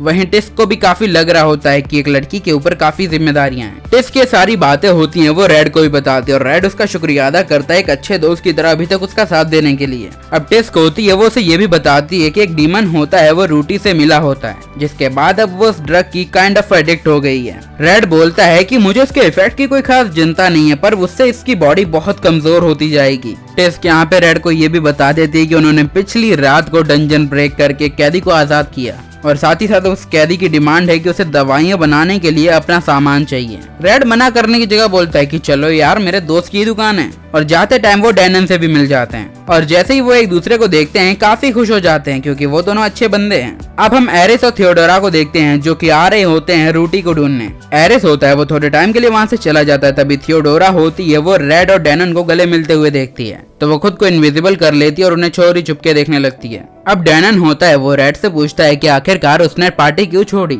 रेड बोलता है कि ज्यादा कोई खास बात नहीं है, पर मैं इतना ज्यादा परफेक्ट नहीं हूँ आपकी टीम के लिए। तो डैनन बोलता है कि भाई, मेरी नजर में तू ही वो बंदा है जिसे सब आता है। रेड होता है उसे रोटी की हालत भी होता है वो बताता है। डैनन बोलता है कि अगर वो चाहे तो एक हीरो का पदवी छोड़ सकती है, पर बाकी उसकी मर्जी है। वेल, यहाँ पे डैनन का एक हाथ नहीं होता है। वहीं हम एरिस को देखते हैं जिसके पास डैनन ही होता है, पर इस बार उसके दोनों हाथ होते हैं, यानी एक बहरूपिया है। डैनन होता है उसे रेड की लाइफ और रेड के बीच के संबंध बताता है, जिससे एरिस होता है वो काफी गुस्सा हो जाता है और उसकी फार्मेसी में जाके बहुत हल्ला मचाता है। वहीं रेड और डैनन होते हैं वो भागे भागे जा रहे होते हैं, तभी डैनन रिवील करता है कि जो डीमन जनरल है वो अभी तक जिंदा है। वेल, यहाँ पे बॉय की ही बात हो रही है। वेल, इसी ने ही डैनन का हाथ तोड़ा होता है, और डैनन बताता है कि असल में वो एक ह्यूमन फॉर्म में है और एक एडवेंचरर की तरह जी रहा है। रेड कंफ्यूज होता है क्योंकि यहाँ पे डीमन जनरल के हार्ट को तो रोटी ने ही तोड़ा था। तभी उन लोगों की नजर होती है वो आसमान पे जाती है जहाँ पे रोटी कहीं जा रही होती है, इसलिए बचाने के लिए वो भी वहाँ पे निकल जाते हैं। तभी रास्ते में उसे रेड मिल जाती है। रेड होती है वो सबसे पहले तो रेड से माफी मांगती है क्योंकि डैनन से पिछली बार मिलने की बात उसने छुपाई होती है। तो रेड पूछता है क्या पिछली बार उसके दोनों हाथ थे। रेड होती है उसे समझ नहीं आता है, तो वो बोलती है कि हाँ, उसके दोनों हाथ थे, शायद वो डीमन जनरल हो। रेड होता है रोटी को ढूंढते ढूंढते खंडर में पहुंच जाता है और अपनी पावर्स का इस्तेमाल करते हुए जमीन में उतरता है। रेड होता है वो गॉडविन की गर्दन पे तलवार रखता है और वो बोलता है कि सच सच बता साले, रोटी कहाँ पे है। वो बोलता है कि जान नहीं बताता, क्या उखाड़ लेगा तू मेरा। तो रेड को गुस्सा आता है तो उसका हाथ मरोड़ने लगता है, तभी वहाँ पे रोटी महोदय भी आ जाती हैं। अब रोटी होती है वो हार मान लेती है, वो बोलती है कि मुझे माफ कर दो जो भी मैंने किया या फिर जो भी मैं कर रही हूँ, पर सिर्फ मुझसे नफरत मत करो। रेड बोलता है कि मैं तुमसे नफरत नहीं करता, तुम मेरी सच में एक अच्छी बहन हो। अब हम एरिस को देखते हैं जो कि डैनन यानी जो नकली डैनन होता है उसके ऊपर गुस्सा कर रहा होता है कि साले बता रोटी कहाँ पे है, पर वो बोलता है कि मुझे क्या पता। वहीं असली जो डैनन होता है वो खंडहर की ओर बढ़ रहा होता है, तभी उसकी मुलाकात थियोडोरा से होती है और साथ में अल्बर्ट से। रोटी होती है वो ये भी बताती है कि वो उस ड्रग कंज्यूम करने के बाद उसे एक न्यू ब्लेसिंग मिली है जिसका नाम होता है एक्स डीमन। तभी टेस्ट होती है वो बताती है कि काफी डीमंस उनके ओर बढ़ रहे हैं। रोटी होती है वो पल भर में ही उन सारे डीमंस को खत्म कर देती है और अब वो लोग होते हैं वो आगे बढ़ने लगते हैं जिनके पीछे रेड और टेस्क होते हैं। जब वो लोग सामने पहुंचते तो उन्हें पता चलता है कि वहाँ पे एरिस होता है जो कि उनसे बोलता है कि चलो मेरी मदद करो डीमन लॉर्ड को हराने में। रेड कुछ बोले उससे पहले एरिस होता है उसे दीवार में ठोक देता है। जिससे गुस्सा होकर रूटी होती है वो एरिस के टुकड़े करने लगती है। अब जो नकली डैनन यानी कि जो बुई होता है वो बाहर निकलता है, जो कि यहाँ पे हमारे लौंडे एरिस को बोलता है कि अगर तुम मुझसे हाथ मिलाते हो तो ऊंचाइयों पे जाओगे। तो वो बोलता है कि ऐसी बात है तो ठीक है, मंजूर है मैं भी। वो लोग हीरो रेलिक को ढूंढने के लिए जा रहे होते हैं। इसी दौरान हमारा लौंडा एरिस बताता है कि उसने जब पहली बार रूटी को देखा था उसे लगा था कि दुनिया को कॉन्कर वो दोनों साथ में करेंगे। अब हम टिस को देखते हैं जिसे चलते चलते फील होता है कि कोई मैजिक बैरियर को तोड़ते हुए आगे बढ़ रहा है। रेड बोलता है कि जो भी हो हमें उसे रोकना ही होगा। अब हम डैनन और थियोडोरा को देखते हैं जो कि उस खंडर में या फिर रियोन में पहुंच गए होते हैं, पर सामने तो दीवार होती है। तो डैनन बोलता है कि अभी मैया खोदेंगे और तोड़ देता है उस दीवार को, पर सामने वो देख के हैरान हो जाता है क्योंकि एरिस और बुई होते हैं वहाँ पे खड़े होते हैं। डैनन होता है वो बुई के ऊपर होता है, वो अटैक कर देता है। बुई उसके अटैक से बचता है तो डैनन उसे एक दमदार घूसा मारता है। फिर डैनन होता है वो बोलता है कि अब तो मैं तेरी रेल बना दूंगा और उसके बाद दे मार उसकी माँ पोत देता है। वो उसे कुछ करे उससे पहले यहाँ पे एरिस अपनी तलवार बाहर निकालता है और डैनन के पेट में घुसा डालता है। डैनन होता है वो उसके इस अटैक को तो झेल लेता है, पर अब जो यहाँ पे बुई होता है वो अपना असली फॉर्म लेता है। इस फॉर्म को आपने शुरुआत में देखा होगा बैटल के दौरान। तब ये 6 हाथ वाला डीमन होता है वो डैनन की लेने लगता है। अच्छी टक्कर देने के बाद यहाँ पे डैनन होता है उसको थोड़ी चोटें लगती हैं और वो जमीन पे है। एरिस को ये भी लग रहा होता है कि कहीं वो अपनों को ही धोखा तो नहीं दे रहा है। फिर वो सोचता है कि पावर मिलती है तो छोड़ो ना। तभी ये जो डीमन होता है वो अपने हीरो रिलिक का इस्तेमाल करता है और एक दरवाजे को ओपन करता है जिसके अंदर काफी सारी तलवारें होती हैं, पर उसके अंदर से एक तलवार गायब होती है। तभी यहाँ पे एरिस बोलता है कि कहीं उसे किसी ने चुरा तो नहीं लिया। उन लोगों की तलाश होती है होली डीमन स्वॉर्ड को ढूंढना, जो कि एक भी नहीं होती इनमें से। तो डीमन महोदय बताते हैं कि असल में कोई भी असली नहीं है और अगर हमें वो तलवार चाहिए तो हमें रूटी को यहाँ पे लाना होगा। और वो उससे बोलता है कि ले भाई मेरी तलवारों में से एक तलवार तू भी रख ले और जा रूटी को क्लियर कर और यहाँ पे लेके आ। एरिस बोलता है कि हाँ क्यों नहीं यार, सबसे पहले तो उस रेड की मैया पोत दूंगा मैं। अब हम रेड के लोगों को देखते हैं जो कि बढ़ रहे होते हैं अंदर। तभी रूटी होती है उसे एक तलवार देती है जो कि उसकी हेल्प करेगी। और जब वो लोग उस डंजन के अंदर एंटर करने ही वाले होते हैं हमें पता चलता है कि रेड के पुराने मास्टर वहाँ पे खड़े होते हैं। रेड तुरंत ही समझ जाती है सिर्फ एक छलावा है और वैसे तुरंत मारती है और वो बंदा अपने रियल फॉर्म में आ जाता है। एरिस होता है वो अपने फ्लेमिंग अटैक से सभी को रोकने की कोशिश करता है, पर रूटी होती है वो रेड और रेड के ऊपर बैरियर बना देती है। तो अब रूटी और एरिस होते हैं वो अपना पूरा पोटेंशियल दिखाने के लिए तैयार होते हैं और अपना एक अटैक करते हैं, पर रूटी काफी पावरफुल होती है जिससे यहाँ पे डीमन और यहाँ पे जो भी एरिस है उसकी तलवार टूट जाती है। तभी टिस को फील होता है कि जमीन के अंदर से कुछ बाहर आता है। तो हमें पता चलता है वो और कोई नहीं बल्कि थियोडोरा होती है जो कि रूटी के ऊपर अटैक करने लगती है। वो बोलती है कि अगर किसी को बचाने के लिए मुझे किसी की जान लेनी पड़े तो मंजूर है। रेड बोलती है कि यार हीरो को भी उसके सही रास्ते या गलत रास्ते चुनने का अधिकार होता है। रूटी समझ चुकी होती है कि अब जो होगा देखा जाएगा और वो थियोडोरा को भी नहीं बख्शती है। अब जो डीमन होता है वो रूटी के ऊपर एक ऐसा अटैक करता है जिसके बाद रूटी और रेड ही गायब हो जाते हैं। तभी टिस होती है वो बोलती है कि रूटी भी सिर्फ एक नॉर्मल लड़की ही है और वो एक दोस्त है और वो अपनी दोस्त की हिफाजत करके ही रहेगी। तभी एरिस होता है वो टिस के पर्सनल पेट को रॉन देता है। हम देखते हैं कि रेड और रेड होते हैं वो फंस चुके होते हैं। तभी डैनन अचानक से आता और उन्हें आजाद करता है। अब रेड होता है वो एरिस को मारने के लिए उसकी ओर बढ़ने लगता है। एरिस कुछ करे उससे पहले ही उसे लगता है कि कुछ तो गड़बड़ है और वो कुछ सोचे समझे उससे पहले ही रेड उसे कोसने लगता है। वहीं पे रूटी होती है वो डीमन के साथ फाइट कर रही होती है। मैं इसका नाम इसलिए नहीं ले रहा, वो कंफर्टेबल नहीं है मेरे लिए। रूटी को एक मौका मिलता है जिसका इस्तेमाल करके वो यहाँ पे डीमन की तलवार पकड़ती है और उसी को ही है वो मार डालती है। पर वो डीमन खुश होता है क्योंकि यहाँ पे हीरो यानी रूटी ने तलवार को पकड़ा है, इसलिए वो प्योर सोल हो गई है। अब हम देखते हैं कि यहाँ पे थियोडोरा कई देखभाल की जा रही होती है। तभी रूटी वहाँ पे आ जाती है और सीधा यहाँ पे बढ़ती है रेड को मारने के लिए, पर टिस बीच में आ जाती है और वो बोलती है कि तुम इसे नहीं मार सकती हो क्योंकि एक ऐसा इंसान है जिसे तुम सच में पसंद करती हो। रूटी फिर भी हार नहीं मानती है, वो रेड के ऊपर अटैक करती है जिससे रेड की तलवार टूट जाती है। पर रेड सोचता है कि छोड़ो जो होगा देखा जाएगा और वो अपनी लकड़ी की ब्रोंज तलवार से लड़ने लगता है और वो होली स्वॉर्ड को ही चोट देता है। जिसके बाद रूटी होती है अपने नॉर्मल फॉर्म में आ जाती है और अब रेड उसके पास जाता है तो उसे कस के गले लगाती है और रोने लगती है। तभी वो ये भी नोटिस करती है कि उसने टिस की क्या हालत की है। वो उसे हील करने जाती है पर वो नहीं कर पा रही होती है। एक तरीके से उसी की ब्लेसिंग होती है, उसे ये करने से मना करती है, इसका कोई रिग्रेट। इसलिए सबसे पहले थियोडोरा को हील किया जाता है, जिसके बाद थियोडोरा होती है वो यहाँ पे टिस को हील कर देती है। थियोडोरा होती है वो रूटी से बोलती है कि हीरो क्या करता है उससे हमें कोई मायना नहीं है, पर अगर तुमने वो रास्ता चुना है उसकी जिम्मेदारी संभालना भी तुम्हारा फर्ज है और अगर मुझे लगेगा तुम कुछ गलत कर रही हो तो तुम्हें रोकना मेरी जिम्मेदारी। तभी एल्बर्ट बीच में आता है, वो बोलता है कि थियोडोरा ने काफी अच्छा काम किया और उसकी तरफ से मैं भी माफी मांगता हूँ। तभी टिस को होता है वो होश आ जाता है, जिसे देख के रूटी काफी खुश होती है और वो अनाउंस कर देती है कि आज से वो हीरो बनना छोड़ रही है और पूरी जिम्मेदारी थियोडोरा को दे देती है। तभी रेड बोलता है कि एक सच्चा हीरो होता है वो कभी भी अकेला नहीं होता है। थियोडोरा बोलती है कि यार मैं तुम्हारी तरह बनना चाहती हूँ। अब दिन होता है वो फिर से शुरू होता है, जहाँ पे रेड नोटिस करता है कि रूटी वहाँ पे आ रही होती है टेस के साथ में। एक पहला दिन होता है कि जहाँ पे रूटी एक हीरो नहीं बल्कि एक नॉर्मल गर्ल होती है, जो बर्फ के गिरने, बारिश के होने सबको फील कर रही होती है। अब यहाँ पे वो लोग होते हैं वो खाना खाने के लिए बैठ जाते हैं, जहाँ पे रूटी बताती है कि उसे रूलर नाम की एक और ब्लेसिंग मिली है, लाइक किसी की भी ब्लेसिंग पे रूल कर सको। फिलहाल वो हीरो से काफी पावरफुल है, पर वो डिसाइड करती है कि वो एक फार्मिंग करेगी, हाउस फार्मिंग। अब वो लोग होते हैं वो एरिस के फ्यूनरल में जाते हैं। उसके बाद डैनन होता है वो रेड से पूछता है कि आखिरकार ये डीमंस होते हैं वो होली स्वॉर्ड के पीछे क्यों पड़े हैं। रेड बताता है क्योंकि उससे डीमन लॉर्ड को मारा जा सकता है, और पिछले एक हीरो ने उनमें से एक तलवार को अपने पास रख लिया था, जिसके बाद खतरा दोनों सरों पे है। अब हम देखते हैं रेड को, जहाँ पे वो बहुत ज्यादा दुखी होती है। रेड पूछता है क्या हुआ, तो बताती है कि आजकल वो शायद काफी बिजी है या फिर नए इंसानों को सिखाने के चक्कर में वो उसे भूल गया है। रेड बोलता है ऐसा तो हो ही नहीं सकता, क्योंकि तुम्हारे बिना रातें रंगीन हो ही नहीं सकती। वो दोनों आपस में काफी खुश होते हैं। वहीं रूटी ने एक बी रैंक के एडवेंचरर बनने का डिसाइड कर लिया होता है, जहाँ पे वो यहाँ पे हमारे लौंडे के भी काम में हाथ बटाती रहती है, और अब वो लोग एक खुशहाल जीवन बिताने लगते हैं। अब हम दूर कहीं किसी देश को देखते हैं, जहाँ पे कुछ लोग होते हैं एक बंदे के पास आते हैं जिसने एक नाइट के कपड़े पहने होते हैं और उसके हाथ में एक तलवार होती है।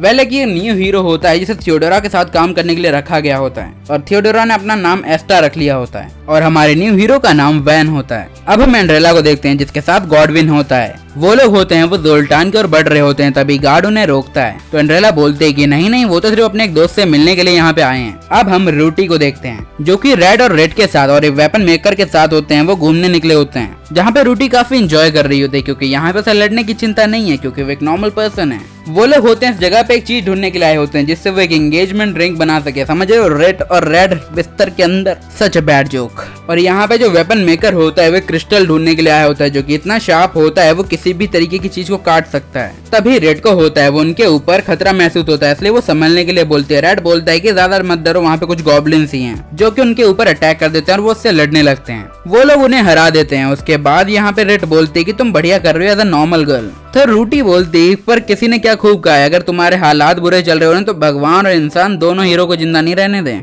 अब हम एंड्रेला को देखते हैं और गॉडविन को, जो कि रेड की शॉप के बाहर होते हैं, पर वो तो खाली पड़ी होती है। तभी एक गार्ड वहाँ पे आता है, वो बोलता है गॉडविन तुम वही हो ना जिसने हमारे देश और रेड को धोखा दिया था। ये सुनते ही गॉडविन वहाँ से भागने लगता है। तभी एंड्रेला होती है उसे पकड़ लेती है। तभी टिस्क वहाँ पे आ जाती है, पर टिस्क होती है वो एंड्रेला के ट्री ड्रैगन के सामने कुछ भी नहीं होती। तभी अचानक से कोई औरत आके वहाँ पे सब कुछ जमा देती है। ये औरत असल में यहाँ पे जोल्टान की पुरानी मेयर होती है। टिस्क होती है उसे खत्म करने का सोचती है, पर इतने में यहाँ पे एंड्रेला उसे पकड़ लेते और उससे पूछती है बेटा सच सच बताओ तुम कौन हो। तो यहाँ पे टिस्क बताती है कि असल में वो रेड, रूटी और रेड की दोस्त है, और वो लोग होते हैं वो माउंटेन्स की ओर गए हैं, क्योंकि उन लोगों को रेड के लिए एंगेजमेंट रिंग चाहिए। और एंड्रेला जैसे ही सुनती है कि रेड और रेड अब तो जाऊंगी दोनों को पीट, तन एंड्रेला होती है उसे आजाद कर देते रहो, बोलते हैं कि चलो जो हो रहा है ठीक हो रहा है, किसी की तो इच्छा पूरी हो। तभी वहाँ पे एक छोटा सा बोना सा कीड़ा सा एक जानवर आ जाता है, जो कि काफी खतरनाक होता है। पर यहाँ पे रेड बोलता है भाई दिक्कत मत कर, हम तुम्हारी जान पहचान के ही लोग हैं, तो घबराने की कोई बात ना है। देन वो उसे कुछ खाने के लिए भी देता है। रेड होता है उनसे जेम जायंट्स के बारे में पूछता है, तो वो बताते हैं कि ऐसा मत करना क्योंकि वो आजकल काफी अजीब बिहेव कर रहे हैं। वेल इस जानवर का नाम जूद होता है, और इतने में उसका लड़का वो गिर जाता है। रेड होती है वो यहाँ पे रेड से बोलते हैं कि ऐसा करो यहाँ पे उस बच्चे के लिए कुछ बनाओ जिससे उसकी तबीयत हरी हो पाए। रेड बोलता है कि ओके ठीक है। जब वो ये काम कर रहा होता है तभी वो रेड को बताता है कि जो यहाँ पे उसकी बहन की न्यू एबिलिटी है वो शायद गॉड की वजह से ना हो, पर कहीं और कुछ रीजन हो सकता है। पर जो भी हो वो हमेशा उसके साथ रहेगा और उसकी हिफाजत करेगा। अब हम टिस्क और एंड्रेला को देखते हैं, जो कि रेड और रेड की तलाश में निकले होते हैं, पर एंड्रेला को कुछ अजीब लगता है, इसलिए वो वहीं पे टेंट बना के बैठ जाते हैं। तभी यहाँ पे एंड्रेला टिस्क से पूछती है कि आखिरकार वो उसके साथ क्यों आई है। टिस्क पहले तो एक बहाना बना देती है, पर उसके मन में यही सवाल होता है कि आखिरकार एंड्रेला इतना अजीब बिहेव क्यों करती है। एंड्रेला ये भी बताती है कि उसने हीरोज पार्टी को सिर्फ रेड की वजह से ही है वो ज्वाइन किया था, और उसे पहले लगा था कि वो मर गया, पर जिंदा सुन के काफी खुशी हुई। अब वो लोग थोड़े टाइम पहले की बातें करते हैं, जब यहाँ पे सिर्फ 6 हीरोज होते हैं, वो डीमन लॉर्ड की आर्मी को हराना चाहते थे और उनके कंधों पे काफी बड़ा बोझ था। टिस्क के मन में एक सवाल आता है, वो एंड्रेला से पूछते क्या तुम्हारे अकॉर्डिंग एक हीरोज को हीरो बनना छोड़ना चाहिए। हम रेड और यहाँ पे रूटी को देखते हैं जो कि एंजॉय कर रहे होते हैं, एकदम चिल मार रहे होते हैं। रेड ये भी बोलता है कि वो हमेशा उसका साथ देगा। इतने में उसकी नजर जाती है टिस्क पे, साथ में होती है एंड्रेला देवी, और एंड्रेला होती है वो जैसे ही रेड को देखती है जाके गले लग जाती है। Well it's a harm jealous moment. अब वो लोग होते हैं कॉफी विद एंड्रेला करने लगते हैं, जहाँ पे एंड्रेला उन्हें ऑफर करती है कि उनके साथ ही उसी के किंगडम में चले जहाँ पे कोई किसी को धोखा नहीं देता है। रेड और रेड होते हैं वो यहाँ पे बोलते हैं कि ऐसा नहीं है कि हमें जोल्टान में रहना पसंद नहीं है, अगर हम कहीं और दोस्त बना सकते हैं तो जोल्टान में क्यों नहीं। उनके यहाँ भी काफी अच्छे दोस्त हैं जिनसे काफी अच्छी बनती है। यनरेला होती है वो थोड़ी सी दुखी हो जाती है, तभी रेड होती है उसे ऑफर करती है कि आओ कभी हमारी हवेली पे। अब वो लोग होते हैं वो नहाने के लिए चले जाते हैं, जहाँ पे यनरेला रूटी से बोलती है कि मैं तुम्हारे लिए यार काफी ज्यादा खुश हूँ। तभी रूटी रियलाइज करती है जिस चीज की वो तलाश में आए हैं वो उसके काफी करीब हैं। अब रेड और यनरेला जब वहाँ से चले जाते हैं तो टिस्क होती है वो पूछती है कि आखिरकार उसे कैसा लग रहा है, क्योंकि उसका भाई किसी और से शादी कर रहा है। आई वाज लाइक ये क्वेश्चन ही नहीं बनता है। पर रूटी बोलती है कि ऐसा नहीं है कि मुझे यहाँ पे रेड पसंद नहीं है, वो एक अच्छी लड़की है और मेरे भाई का अच्छे से ख्याल रखती है। पर ठीक है, चलता है, कुछ दिक्कत नहीं है। अब थोड़े टाइम ट्रेवलिंग करने के बाद वो जेम जायंट्स तक पहुंच जाते हैं, पर वो लोग काफी अजीब बिहेव कर रहे होते हैं, लाइक अ लो एनर्जी। रेड होता है उनके पास जाता है और अपने पास से एक चीज निकालता है। वो बोलता है ये जोल्टान का फेमस ग्लास है। जेम जायंट्स होते हैं वो काफी खुश होते हैं गिफ्ट को देके, पर इन रिटर्न देने के लिए उनके पास कुछ नहीं होता है। तभी एक छोटा सा जेम जायंट होता है वो उस ग्लास की ओर देख रहा होता है, तो रेड उसे दे देता है, जिसे काटने के बाद उस बंदे को यानी जेम जायंट को पावर मिल जाती है। रेड होता है वो सभी से बोलता है कि अगर तुम्हारे पास कुछ देने के लिए नहीं भी हो तो भी मैं तुम्हें काफी सारे ग्लास देने के लिए तैयार हूँ। देन वो सारे लोग होते हैं वो ग्लास को लेते हैं, कट करके अपनी एनर्जी बढ़ाते हैं। जब रेड ने उनकी इतनी अच्छी हेल्प करी दी होती है जिससे जेम जायंट का लीडर खुश हो चुका होता है, वो बोलता है कि जिंदगी के एंड तक मैं तुम्हारा साथ नहीं छोड़ूंगा। और अब जेम जायंट होता है वो असल में रियल प्रॉब्लम यहाँ पे बताता है कि जेम बीस्ट नाम का एक क्रिएचर होता है वो यहाँ पे आ गया जो कि सारे क्रिस्टल की पावर अपने अंदर कंज्यूम कर रहा है, और इन दी एंड वो क्रिस्टल होते हैं वो सिर्फ एक जहर की तरह हो गए उनके लिए। यनरेला को ये चीज सुनते ही लगता है कि शायद जमीन के पानी में भी सब इसी वजह से हो रहा है। रेड उससे पूछता है कि आखिरकार वो बीस्ट कहाँ पे, तो जेम जायंट बताता है कि ऐसा मत करो, तुम्हारी जान को काफी खतरा हो सकता है। और जब वो लोग उस जगह पे पहुंचते हैं उन्हें काफी सारे जेम्स मिलते हैं, जिसे देख के वो काफी खुश होते हैं। तभी जेम जो भी बीस्ट होता है उन पे अटैक कर देता है, और वो जेम बीस्ट होता है वो जमीन के अंदर से बाहर निकलता है, जिसके शरीर पे काफी सारे क्रिस्टल्स होते हैं जो कि उन लोगों के ऊपर अटैक करता है। पर रूटी भी पीछे नहीं हटती है, रूटी शील्ड बन जाती है और यनरेला होती है वो पावर, जहाँ पे वो अपनी बेलों का इस्तेमाल करके उसे बांध डालती है। पर उससे घंटा फर्क नहीं पड़ता। उसके बाद वो लोग उनसे लड़ाई करते हैं पर कोई भी असर नहीं पड़ता है। रेड प्लान बनाता है कि जब तक सारे लोग डिस्ट्रैक्ट करेंगे उस बीस्ट को, वो उसका एक वीक पॉइंट ढूंढेगा, और वैसे ही सभी उस डिस्ट्रैक्शन बन चुके होते हैं। कुछ ही वक्त में वो लोग रियलाइज कर लेते हैं कि ये जो मॉन्स्टर होता है उनकी मैजिक स्पेल्स को कॉपी कर रहा है। वो मॉन्स्टर होता है वो फायर वाटर दोनों अटैक को कंबाइन करके उनके ऊपर मारता है, पर रूटी उसे रोक लेती है। पर मॉन्स्टर भी कमजोर नहीं होता, उसके पास मल्टीपल ब्लेसिंग्स और पावर्स होती हैं। पर अगर सुनार एक है तो लोहार भी तो काफी होंगे, तो रूटी होती है उसके ऊपर काफी सारे अटैक करती है, पर उसके अटैक का कोई ज्यादा इम्पैक्ट होता नहीं है। रेड को याद आता है कि उसने एक दवाई तो बनाई होती है जिससे इसकी ब्लेसिंग्स को कम किया जा सकता है, जो कि उसने एडमी को भी दी होती है पिछले टाइम। यनरेला होती है वो अपनी बेलों का इस्तेमाल करके उस डीमन को वहाँ पे बांध देती है। वहीं दूसरी ओर यहाँ पे रेड अपने हाथ से वो एंटीडोट ले जाती है और उसके मुंह में डाल देती है, जिससे वो डीमन होता है वो धीरे धीरे कमजोर होने लगता है। जिसके बाद रूटी अपना फाइनल अटैक करती है और उसको मार गिराती है, जिसके बाद उन लोगों को जो चीजें चाहिए होती हैं वो फाइनली मिल जाती हैं और वो लोग खुशी खुशी अपने घर लौट रहे होते हैं। इसी दौरान ये जो यनरेला होती है वो डिसाइड करती है कि वो भी कुछ दिन जोल्टान में रुकेगी और साथ में उनकी वेलकम पार्टी की भी जो भी होगा देखा जाएगा। अब हम थियोडोरा यानी कि एस्ता को देखते हैं, जो कि अल्बर्ट से पूछती है कि तुमने मुझे यहाँ पे क्यों बुलाया। अल्बर्ट पूछता है क्या मैं जो हीरोस वाली अफवाहें सुन रहा हूँ वो सच हैं। एस्ता बताती है कि हाँ ऐसा सच हो सकता है, क्योंकि सेंट ने खुद वैन को सजेस्ट किया है, और जब मैंने भी उसे अच्छे से चेक किया है तो मुझे एकदम परफेक्ट लग रहा है, पर रूटी की तरह बिल्कुल भी नहीं। एस्ता होती है एल्बर्ट से बोलती है कि तुम जोल्टान में जाओ, रेड को ये बताओ कि जो वैन होता है उन्हें ढूंढने के लिए आने वाला है, क्योंकि जो रूटी ने डीमन एयरशिप ली होती है वो एक बहुत बड़ी दुविधा होगी, और अगर दोनों आपस में टकराए तो क्या होगा वो मैं तुम्हें नहीं बता सकती। अब हम देखते हैं रेड को, जो कि एकदम बढ़िया तड़िया तैयार हो चुका होता है, एकदम मजेदार होता है। वहीं पे गॉन्स की वाइफ होती है वहाँ पे दवाइयाँ लेने आई होती है। क्या मतलब पावर की दवाई है? क्लीन वीडियो बनाना चाहता हूँ मैं। दुनिया जाए तेल लेने, रेड और रेड नहीं छोड़ते एक दूसरे को।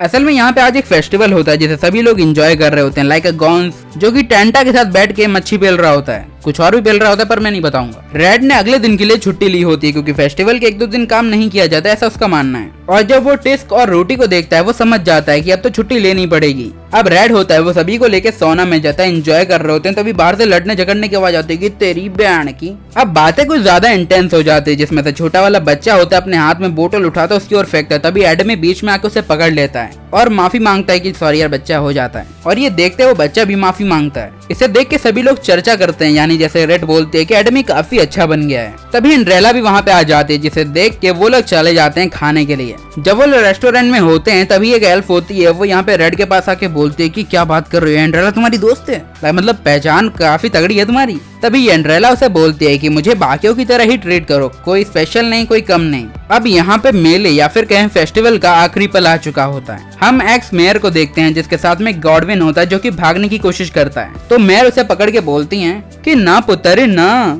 अभी तो तेरी लेने की बाकी है, मर्द बन मर्द। तभी एंड्रेला पूछते है कि आखिरकार ये बंदा ऐसा क्या काम कर रहा है। रेड बताता है कि ज़ूस के सामने जो हमने जेम्स की बात की थी उसकी सारी देखभाल यही करने वाला है। और अब होता है पूरी रात मुजरा यानी ट्रेडिशनल जोल्टान डांस। और हम एक गेम को देखते हैं या फिर एक तरीके का स्टोरी प्ले चल रहा होता है जहाँ पे काफी सैनिक होते हैं, वो एक जायंट बेयर को मारने की कोशिश करते हैं। और जब ये तमाशा खत्म होता है हमें पता चलता है ये और कोई नहीं हमारा डैनन होता है। जब कुछ हंसी खुशी से चल रहा होता है तभी हम देखते हैं रेड और रेड होते एकदम एंजॉय कर रहे होते, तभी हम टेस्ट को भी देखते हैं जो कि कुछ लोगों को यहाँ पे एयरशिप के बारे में बात करते हुए सुन लेती है। रेड होती है वो यहाँ पे बोलती है रेड से कि जाओ रूटी को भी डांस के लिए इनवाइट करो। रेड ऐसा ही करता है और झिझकते हुए भी, पर रूटी उसके साथ आ जाती है। जब वो खुश लगी रही होती है वो रेड से बोलती है क्या उसको इतना खुश रहना डिजर्व भी करता है। रेड बोलता है कि बिल्कुल वो ये डिजर्व करती है। अब हम थियोडोरा यानी कि एस्टा को देखते हैं जो कि बैठी होती है। तभी सेंट होते हैं, वो पूछते हैं क्या हुआ, तुम वैन से खुश नहीं हो। तो एस्टा बोलती है ऐसी बात नहीं है, वो काफी पावरफुल है और काफी अच्छा भी है, पर उसे जोल्टान में भेजने का कोई मतलब नहीं बनता है। तो बोलता है कि अगर तुम किसी को बचाने की कोशिश कर रही हो तो प्लीज ऐसा मत करो।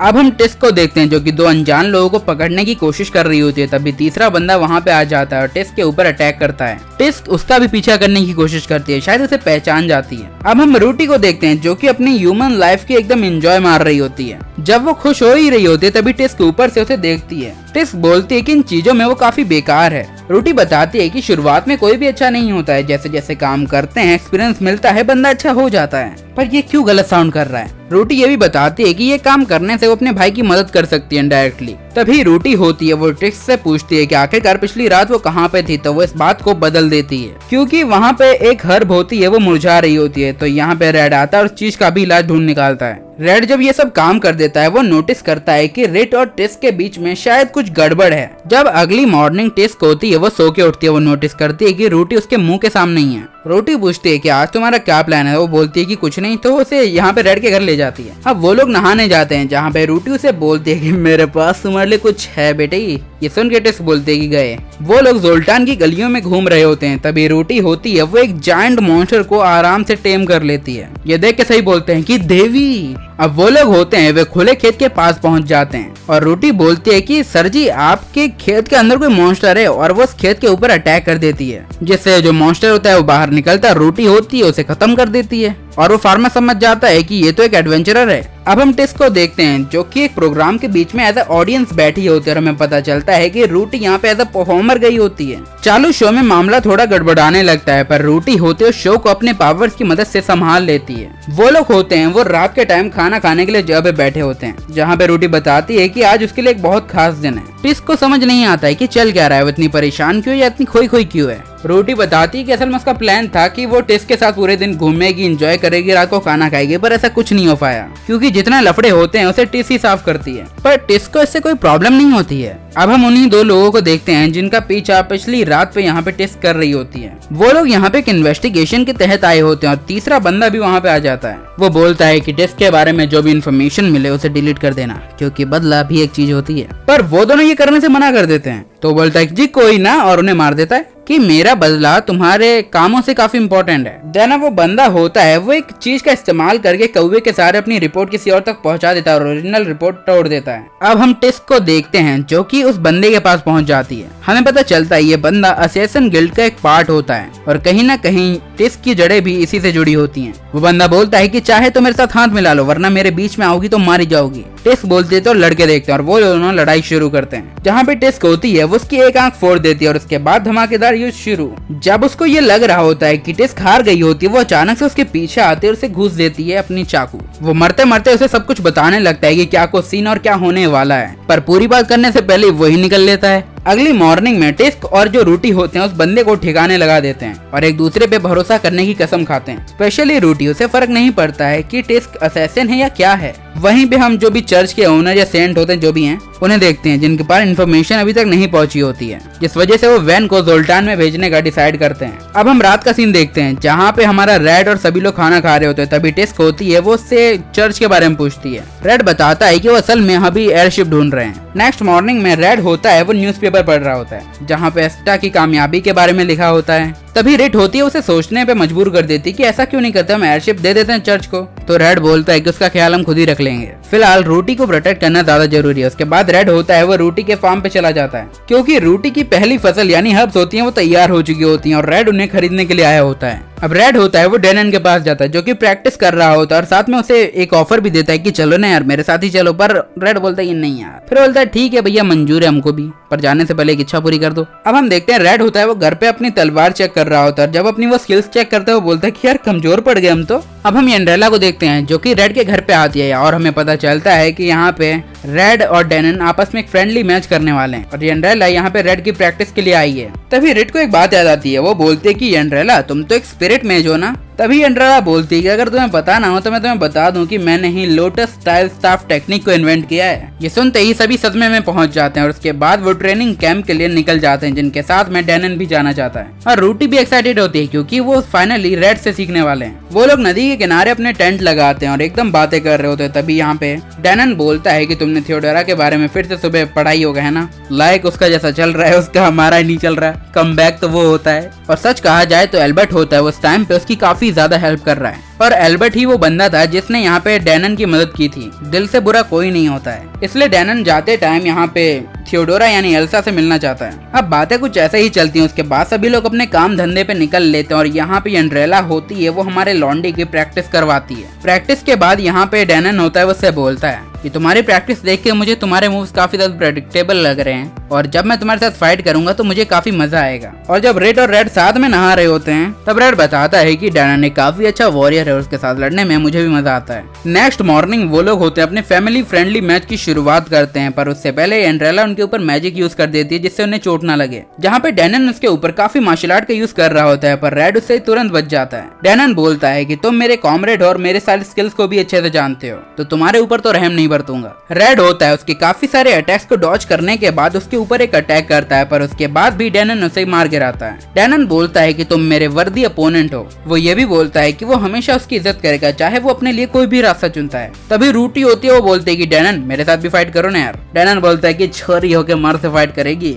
ऑफर एक्सेप्टेड और उसके बाद रूटी उसे पेल देती है। मतलब फनी मोमेंट हो जाता और क्या। उसके बाद वो लोग डिसाइड करते हैं कि अब तो घर पे जाएंगे, बिस्तर तोड़ेंगे। जब वो लोग घर पे पहुंचते हैं वो नोटिस करते हैं कि एल्बर्ट उनका इंतजार कर रहा है। वो रेड को अच्छे से ग्रीट करता और वो बोलता है कि वो यहाँ पे एस्ता का मैसेज लेके आया है। वो बताता है कि वैन नाम का हीरो होता है वो यहाँ पे पुराने डीमन लॉर्ड की एयरशिप लेने आ रहा है। अब हम वैन को देखते हैं जिसने एक बंदे को मार दिया होता है क्योंकि उसे लगता है कि उसने किसी को मारा है। जैसे ये बात एस्टा को पता चलती है उस पर काफी गुस्सा करती है कि बिना इन्वेस्टिगेशन के वो किसी के ऊपर ऐसे नहीं कर सकता। पर वैन बोलता है कि कोई फर्क नहीं पड़ता, अगर इंसान गलत करता है तो उसके साथ गलत होना भी चाहिए। एस्टा बोलती है कि अगर तुम्हारी ऐसी ही सोचे तो हम उसमें कुछ नहीं कर सकते। पर अंधभक्त यानी उसका जो मास्टर या जो भी हो चर्च ओनर वो बोलता है कि यार सही है तू जोल्टान जा तू जोल्टान। अब यहाँ पे हमें रेड की टीम को दिखाया जाता है जो कि बैठ के एल्बर्ट के साथ बातें कर रहे होते हैं वैन के बारे में। एल्बर्ट बताता है कि यहाँ पे चर्च ने अचानक से वैन को एज अ हीरो अपॉइंट किया है। रेड बोलता है कि अगर चर्च को हमारे बारे में या दोनों हीरोज के बारे में कुछ भी पता है तो फिर छुपा के कोई मतलब भी नहीं बनता है ना।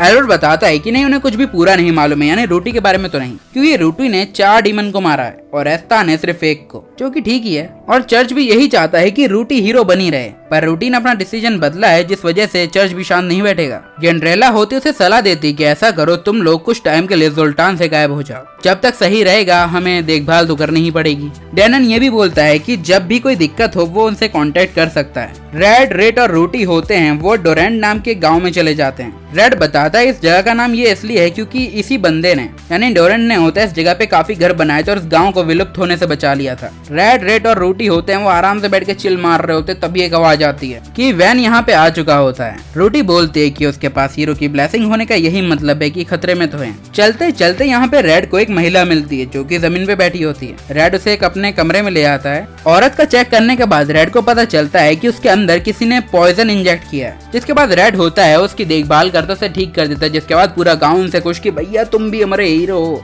और एंजॉय होता है। वो चल रहा होता है और सोच रहे होते हैं कि क्या सुल्तान में सब कुछ सही होगा। अब हम एल्बर्ट और डैनन को देखते हैं जो कि वैन के आने का इंतजार कर रहे होते हैं, पर अभी तक वो लोग वहाँ पे आए नहीं होते हैं। इतने में ही उनकी शिप होती है, वो सुल्तान में एंटर कर जाती है। वैन और थियोडोरा होते हैं वहाँ पे आए होते हैं। सबसे पहले वो लोग एक चर्च जाने वाले होते हैं जहाँ से उन्हें एक गाइड मिलेगा जिसके साथ वो आगे का सफर तय करेंगे, पर उन्हें कोई भी गाइड नहीं मिलता, जिस वजह से वो अपना प्लान बदलने का सोचते हैं। और अब हम रेड को देखते हैं जो कि गेम खेल रहे होते हैं, चिल मार रहे होते हैं। तहीं टिस की जो भी होती है बटरफ्लाई या जो भी होता है कीड़ा वहाँ पे आ जाता है मैसेज लेके, जहाँ पे लिखा होता है कि वैन तो आ गया है पर उसकी वजह से कोई प्रॉब्लम अभी तक नहीं आई है। हम थियोडोरा को देखते हैं जो कि एक जगह पे आई होती है जहाँ पे अच्छी खासी पार्टी चल रही होती है। साथ में टिस भी अपना वेशभूषा बदल के वहाँ पे आई होती है जिससे वो इन्फॉर्मेशन कलेक्ट कर सके। पर यहाँ पे वैन काफी गुस्से में होता है क्योंकि उसे सुबह तक का इंतजार करना होगा अपने मिशन को कंप्लीट करने के लिए। थियोडोरा होती है वो यहाँ पे वैन को बाहर ले आके डांटती है और वो बोलती है अपने सामने वाले की इज्जत करना सीखो क्योंकि तुम एक हीरो और शायद किसी की इंस्पिरेशन भी बनो। पर वैन का सोचना थोड़ा अलग होता है। उसका मानना होता है कि अगर किसी के सामने एक हीरो खड़ा हो तो उसके लिए जान निछावर कर दो। थियोडोरा ये साफ समझ जाते हैं कि वैन के दिल में किसी के लिए कोई खास जगह है ही नहीं। वैन ये भी क्लियर कर देता है कि रहम, प्यार, नफरत ये लोगों के लिए होते हैं, हीरोज के लिए नहीं। तभी सेंट बाबा वहाँ पे आ जाते हैं जो कि बोलते हैं कि कल मॉर्निंग में हमें एयरशिप ढूंढने निकलना है, पर उससे पहले हमें सॉल्ट ड्रैगन्स को मारना है। थियोडोरा बोलती है कि अपनी बेवकूफी भरे सवाल बंद करो, वो लोग इनाम होते हैं और इनसे कोई नुकसान नहीं है तो क्यों करना है ये सब। सेंट बाबा बोलते हैं कि इससे इसकी पावर बढ़ेगी, छोड़ो ना। और वैसे भी सॉल्ट ड्रैगन्स ने फेरी किंग का खजाना ही तो लूटा है। थियोडोरा इस चीज को करने से मना करती है पर वो लोग उसकी बात नहीं सुनते और अगले ही दिन यहाँ पे वैन होता है वो एक ड्रैगन को मार डालता है, जिसके बाद फेरी किंग की शील्ड को वो लोग वापस हासिल कर लेते हैं। अब हम रेड को देखते हैं जो कि वेट कर रहा होता है कि कब जोल्टान से कोई अच्छी इन्फॉर्मेशन आए। तभी उसकी नजर रूटी पे जाती है जो कि नजारा एंजॉय कर रही होती है। वो लोग बातें कर ही रहे होते हैं तभी उन्हें कुछ आवाजें आती हैं। कुछ बच्चे होते हैं वो यहाँ पे प्रैक्टिस कर रहे होते हैं अपनी स्किल को इम्प्रूव करने की। वो लोग उन्हें जैसे ही देखते हैं वो उनके हेल्प करने लगते हैं। रेड उन लोगों को बताता है कि हर इंसान की अपनी एक अलग ब्लेसिंग होती है जिससे सभी लोग उसे एज अ मास्टर ट्रीट करने लगते हैं। तभी एक बंदा वहाँ पे आता है और वो बोलता है कि यहाँ पे एक डीमन आ चुका है, आपको हमारी हेल्प करनी चाहिए। वो लोग होते हैं उस डीमन की तलाश में बाहर निकल जाते हैं। जब वो लोग उस खेत के पास पहुँचते हैं रेड नोटिस करता है कि यहाँ पे फुटप्रिंट बहुत ज्यादा कम है। शायद वो मॉन्स्टर अपने फुटप्रिंट छुपाने की कोशिश कर रहा है। रेड होता है वो विलेजर के बीच में जाके बोल देता है कि यहाँ पे 20 से 30 मॉन्स्टर हैं और सभी को इकट्ठे रहना पड़ेगा। साथ में रेड और रोटी को सभी की हिफाजत के लिए रख देता है। अब हम टिस को देखते हैं जो कि एंड्रेला को यहाँ पे वैन के बारे में बताती है। वो बाकी हीरो से काफी ज्यादा अलग है। वो अपने इमोशन होता है वो साफ साफ एक्सप्रेस कर देता है, रूटी की तरह नहीं जिसके सिर पे हीरो बनने का एक बर्डन होता है। ये एंड्रेला भी अब साफ साफ समझ रही होती है कि यहाँ पे काफी बड़ी गड़बड़ चल रही है। वैन के यहाँ आने के साथ ही जोल्टान में कुछ बड़ा और गड़बड़ होने की हिफाजत है। अब हम वैन को देखते हैं जो कि जोल्टान में बीच में चल रहा होता है। तभी गॉब्लिन का बच्चा आके उसे जकड़ लेता है। टेंटा उसके पास आके बोलता है कि सर माफ करना है, इसने गलती से पकड़ लिया। पर वैन उसकी बात का बुरा नहीं मानता। वो लोग होते हैं वो चर्च के अंदर पहुंच जाते हैं। प्रीस्ट होते हैं वो वैन का शुक्रिया अदा करते हैं क्योंकि अनाथ बच्चों के साथ उसने काफी अच्छा बिहेव किया है। जना वो बच्चे होते हैं वो वैन को उसके कमरे में ले जाते हैं जहाँ पे थियोडोरा होती है वो एक्स मेयर से माफी मांगती है वैन की पिछली रात किए गए बिहेवियर के लिए। अब हम वैन को देखते हैं जो कि कमरे में बैठा होता है जहाँ पे वो बच्चों से पूछता है कि उनकी ब्लेसिंग्स क्या हैं और आखिरकार वो क्या करना चाहते हैं। टेंटा बोलता है कि मेरी ब्लेसिंग कुछ खास नहीं है पर मैं एक नॉर्मल कारपेंटर बन के रहना चाहता हूँ। तो वैन बोलता है ये तो काफी गलत है, तुम लोगों को अपनी मेंटालिटी बदलनी चाहिए। अब हम रेड को देखते हैं और रिट को देखते हैं जो कि जंगल के बीच में उन मॉन्स्टर्स को ढूंढ रहे होते हैं। रेड का मानना था कि कैसे भी करके उन्हें मॉन्स्टर को हराना ही होगा क्योंकि अगर ये बात जोल्टान में और वैन के पास चली गई तो चीजें हैंडल करने के लिए वो यहाँ पे आएगा। तभी मॉन्स्टर होते हैं वो अचानक से वहाँ पे आ जाते हैं और रेड के ऊपर अटैक करते हैं। रेड उन्हें डॉज करता है और उसके ऊपर अटैक करता है। उसके बाद काफी सारे मॉन्स्टर भी वहाँ पे आने लगते हैं। मॉन्स्टर मैजिक यूज करते हैं तो बाकी सब अपनी मार्शल आर्ट स्किल का इस्तेमाल करते हैं। जब सारे डीमन को वो लोग हरा देते हैं उनके पीठ पे उन्हें एक मार्क मिलता है। ऐसी सेम लिखावट उन्होंने एल्विन्स रीजन्स के अंदर भी देखी थी और साथ ही साथ मल्टीपल ब्लेसिंग करने वाले उस क्रिस्टल मॉन्स्टर पे भी। तो अब यहाँ पे कुछ तो गड़बड़ है दया। अब वैन होता है वो चर्च से जाने लगता है जहाँ पे एक्स मेयर उसका शुक्रिया अदा करती हैं आज के दिन के लिए। साथ ही साथ थियोडोरा से ये भी बोलती हैं कि तुम्हें वैन को अच्छे से सब कुछ सिखाना होगा। तो थियोडोरा होती है वो मेयर से बोलती है कि आपको जब तक उनकी रक्षा करनी पड़ेगी उन बच्चों की जब तक उनकी पावर अवेक ना हो। अब हम देखते हैं जो सेंट भैया होते हैं वो टिस को अपने साथ लाए होते हैं शिप ढूंढने के लिए, पर किसी को पता ही नहीं होता ये कौन है थियोडोरा को छोड़ के।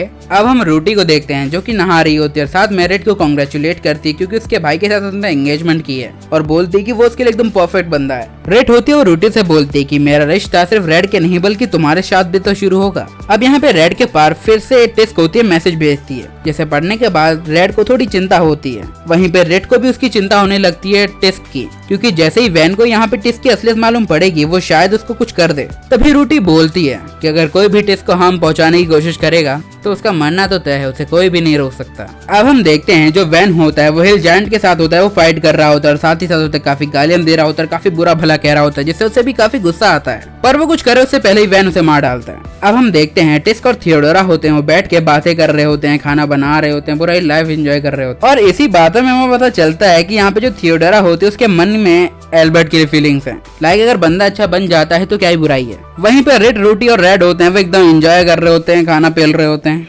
रूटी आसमान में काफी पेगासस को उड़ता हुआ देखती है और वो समझ जाती है कुछ तो लोचा है। अब हम थियोडोरा को देखते हैं जो कि बोलती है वैन से कि तुम फेरी किंग की शील्ड को जल्दी से सील कर दो, क्योंकि वो किसी के भी दिमाग पे काबू कर सकती है। पर वैन ये बात नहीं समझता है, वो बोलता है कि जब तक वो मेरे पास है कोई दिक्कत नहीं है। अब हम गॉन्स और बाकी लोगों को देखते हैं जो कि सेलिब्रेट कर रहे होते हैं वैन के यहाँ पे आने का और एयरशिप मिलने का। सब यहाँ पे वैन को भी अपने साथ मिलाना चाह रहे होते हैं, पर वैन बोलता है कि छोटी मोटी सेलिब्रेशन के लिए मेरे पास टाइम नहीं है, तो मेरा टाइम वेस्ट ना करो। वो लोग यहाँ पे अपनी ही खुशहाल लाइफ में जिंदा होते हैं, उन्हें कोई दिक्कत नहीं किसी चीज से। पर वैन को ये काफी गलत लगता है। लाइक अगर ब्लेसिंग अच्छी मिली है तो उसका इस्तेमाल भी अच्छे से करो। और साथ ही वो उन सारे गाँव वालों को बुरा भला कहता है। वो यहाँ पे ही नहीं रुकता है, वो बाकी सबको बोलता है कि अपनी पावर वेस्ट क्यों कर रहे हो, चाहो तो हमारे साथ डीमन लॉर्ड की आर्मी के साथ लड़ो, पर कब तक। तभी टिस्क होती है, वो अपने बीस्ट को रेड के पास भेज देती है इन्फॉर्मेशन के लिए। सिटी का करंट मेयर बोलता है कि ज़ोल्टान उनके ग्रैंड पेरेंट्स ने बसाया था और एक हंसी और अमन का देश है, हम इसे छोड़ नहीं सकते। हीरो फिर से गलत बोलता है, जिससे ज़ोल्टान के लोग थोड़ी गुस्सा होते हैं। पर कोई भी वैन की बात से सहमत नहीं होता है कि गलत हमेशा गलत ही होता है।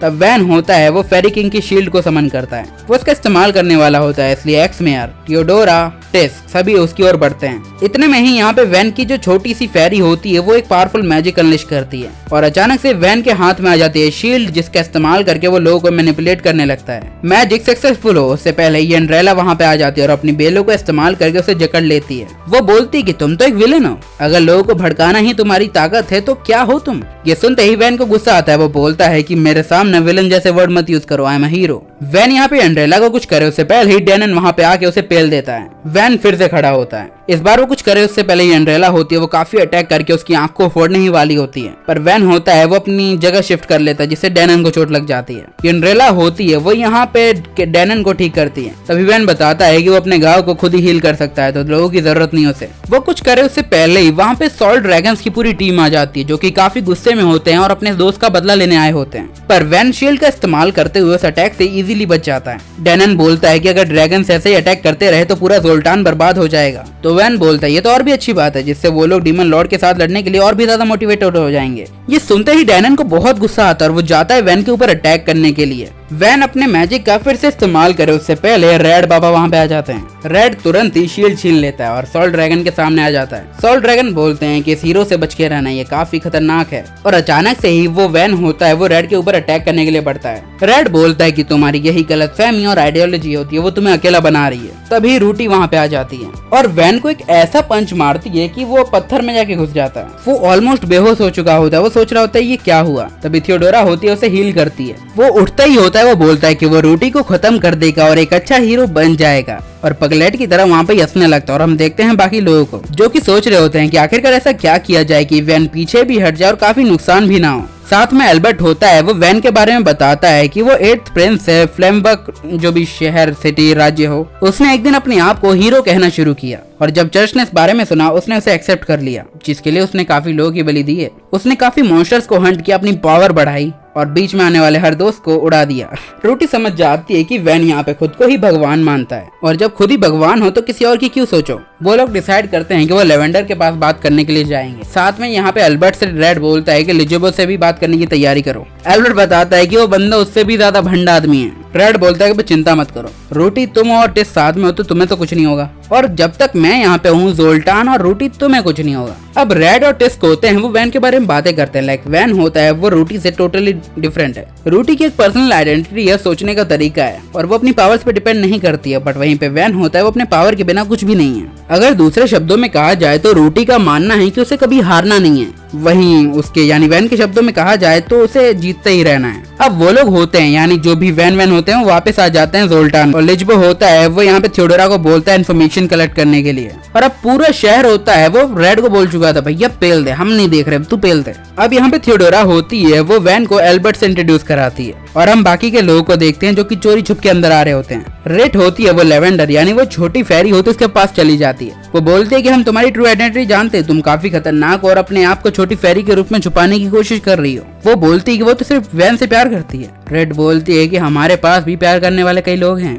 अब वो लोग होते हैं वो प्यार क्या होता है उस चीज पे डिस्कशन करते हैं। लेवेंडर का मानना ये है कि अगर तुम किसी के साथ प्यार में हो तो उसे बदलना जरूरी नहीं है। रेड बोलती है कि तो तुम क्या करोगी अगर उससे कुछ हुआ। लेवेंडर बोलती है कि सिंपली कहा जाए तो मैं भी उसी के साथ जाऊंगी, if he'll die I'll die। Rate होती है वो लेवेंडर से ये भी बोलती है कि तुम वैन को मना करो जोल्टान में आने के लिए, क्योंकि यहाँ पे लड़ाई उसके लिए बिल्कुल सही नहीं रही। तो यहाँ पे लेवेंडर बोलते अगर यही ठीक है तो ठीक है। अब हम रेड को देखते हैं जो कि लिजोबो की हेल्प करके उसे काफी सारे जुए में जिता देता है, जिससे उन दोनों के बीच में ट्रस्ट बिल्ड हो जाता है। और जब वो लोग पी रहे होते हैं तभी रेड होता है उसे ये झूठ बोलता है कि रूटी काफी खतरनाक है और उसके पास कुछ ऐसा है जो कि उसे खत्म कर सकता है। रेड होता है उसे वो ऑफ दिखाता है जिसको उसने मारा होता है और उसके पीठ पे लिखा हुआ जो भी होता है। अब सभी लोग होते हैं वो रेड की फार्मेसी में इकट्ठे हुए होते हैं, जहाँ पे वैन बोलता है कि हमें थियोडोरा को दे दे, उसको पेल देंगे, उसको तो मारेंगे आज। थियोडोरा बोलते हैं कि मैं कोई गद्दार नहीं हूँ, मैंने तो सिर्फ रेड की हेल्प ली थी रूटी के बारे में थोड़ी इन्फॉर्मेशन गैदर करने के लिए और कुछ नहीं। तभी रेड होती है वो बताती है सबको कि रेड उसका बंदा है। सारी बातें क्लियर होती हैं। तभी वैन बोलता है कि आखिरकार वो उसे रोक क्यों रहा है, वो तो सिर्फ जोल्टान की मदद करना चाहता है, सभी को विकसित करना चाहता है।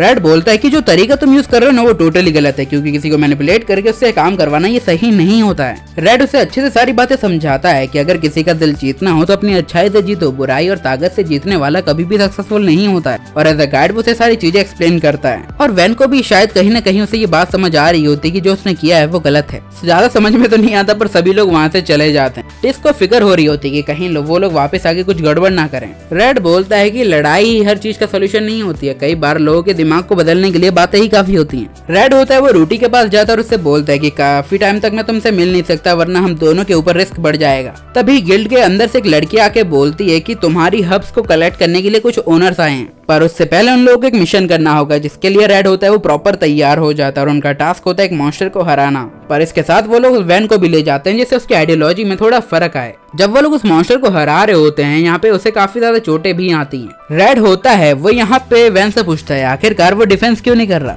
वैन बोलता है ऑफेंस ज्यादा अच्छा लगता है मुझे, और वो लोग काफी सारे मॉन्स्टर को हराते हैं। रेड बोलता है कि तुमने 18 मॉन्स्टर्स को मारा, तुम्हें पता है कि तुम एक अच्छा परफॉर्मेंस दे रहे हो, पर किस वे में दे रहे हो वो शायद तुम्हें ना पता हो, और मैं ज्ञान क्यों चोद रहा हूँ मुझे भी नहीं पता। तभी रेड को एक सुराग मिलता है। वो बोलती है कि यहाँ पे उन मॉन्स्टर्स ने शायद एक बच्चे को किडनैप कर लिया है। वो लोग वैन को बोलते हैं कि तुम ऐसा करो, ट्रैक करो। वैन बोलता है कि मुझे ये नहीं आता, तो रेड और रेड होते हैं इस चीज को हैंडल करते हैं और वो लोग पहुंच जाते हैं जगह पे। वो लोग होते हैं वो तुरंत ही जाके मॉन्स्टर से लड़ाई शुरू कर देते हैं, जहाँ पे रेड होता है वो वैन की हिफाजत भी कर रहा होता है, जो कि उसे काफी अजीब लगता है। वैन को अचानक से उस बच्चे की झलक मिल जाती है और उसके पास जाता है तो वो लड़की होती है वो चुपचाप उसके गले लग जाती है और रोने लगती है। अब हम थियोडोरा को देखते हैं जो कि काफी रो रही होती है। वो बोलते हैं कि साले वैन को समझाने के लिए कितना टाइम तो हम नहीं कर पाए, साले एक मिशन पे ले गए लौंडा सुधर गया पूरा। पर एल्बर्ट उस पे लाइन मारने के लिए बोलता है अरे यार तुम नहीं होती तो वो नहीं होता, तुम सिलेक्ट ना करती तो क्या होता। थियोडोरा और बाकी के लोग वैन को समझा रहे होते हैं कि रोटी के पीछे पड़ना छोड़, शायद हो सकता है वो खतरनाक हो, उससे हमें फर्क नहीं पड़ता। पर वैन बोलता है कि जो भी हो